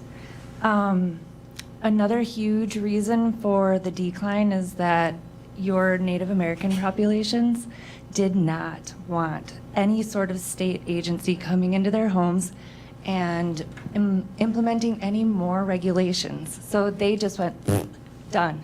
And then now they have group centers that are popping up, and they're expanding on them right now. Sorry, I'm nervous. So those were not addressed in that article that you had written. Plus the, what is the word? The effectiveness of the Young Star program was also not addressed in that article. DCF has a ton of information about how successful the Young Star program has been for the development of our 0 to 5 years. I don't know how much time you've spent on the DCF website. I do understand that it is kind of a confusing place to go, but that information is there. Thank you. Thank you. Supervisor Lemmer? Thank you, Mr. Chair. You know, this to me isn't about whose responsibility it is. It's an economic development issue. And when I look at the ALICE report, which stands for Asset Limited, Income Constrained and Employed, they are basically our working poor, the number of people who are living paycheck to paycheck, huge in Marathon County.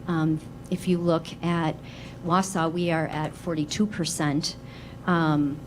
As is Athens. Marshfield is at 45%. There are cities like Mosinee, Hewitt, Edgar, Schofield that have more than a third of their population that are considered ALICE eligible, and then Colby, 51%. So these are families that cannot afford the increases that are going to happen at these child cares. These are people that are going to leave the workforce if their child agency closes, and that's what's predicted. And since, as you heard Representative Snyder say, we don't have a timeline on if and when the state is going to come through, I think it is the state's responsibility to assist with the funding if there is going to be public funding. But if the state doesn't take responsibility, then I see it as the counties need to. And if the counties aren't going to do it, well, you know what? It's going to fall back on the municipalities. And do you think Edgar, Schofield, Colby have the bandwidth? Because those are all also considered child care deserts. This is detrimental. So you look at a single mom, 56% of our single moms are considered ALICE. They're leaving the workforce. Now what we're going to do is we're either going to subsidize their basic needs, or we can subsidize their child care and keep them in the workforce so their employer, let's say it's Wausau School District, or let's say it is I don't know, GreenHack, or let's say one of those bigger employers, maybe Aspirus, they can probably absorb some of the absences, but what about our small businesses? They may have to close if they only have 5, 6 employees and one of them can't come for an extended period of time because her childcare agency closed down. Or she's elected to stay home with her babies because she can't afford to go to childcare. I mean, this is an economic development issue, and all these things are going to cascade through to our business communities. I don't think we can have in a resolution, why would we pigeonhole ourselves and say we're not paying? I mean, that codifies it. That's bad governance. Just leave it out. You don't have to offer the payment. But to put it in there and codify it so that if we do need to make some emergency, we have to go back and now vote, that doesn't make any sense to me. I cannot. We've got a crisis that's coming. And looking at regulations, that's all great. I think that's important to audit those things, but that takes months. And yeah, our local agency at Social Services manages our certifications, but those are all state recommendations. They literally just kind of push the paperwork. They don't have control over changing those regulations. So we have to do something immediately, and I have problems with this resolution. I think if you look at pages 6, 7, and 8 in the packet, our administrator came up with some solutions that are long-term, and we might need to do some gap funding. Child care counts worked. It kept agencies open. It kept tuitions low. If that goes away in January and all that changes, all the work the Dream Up grant did is for nothing. And they still have work that they can do by working with people like Representative Snyder and others at the state level, working with our private partnerships and our child care agencies here to solidify it, to stabilize it, to make it whole. I just, this resolution is standing in the way. It's a roadblock. Okay, thank you. We are going to table this. This has been running long enough for the meeting. So we will bring this back, if it's all right with the committee, to bring it back next month. Is there any objection? Thank you for doing that. Okay, thank you. Thank you. Okay, moving on to next meeting time and date, announcements and future agenda items. Committee members are asked to bring ideas for future discussion. Next meeting date, Thursday, September 7th, 2023 at 3 p.m. And like I said, I will not be here on the 7th. So but I can get the agenda set up for the meeting, and Supervisor Book is out of town.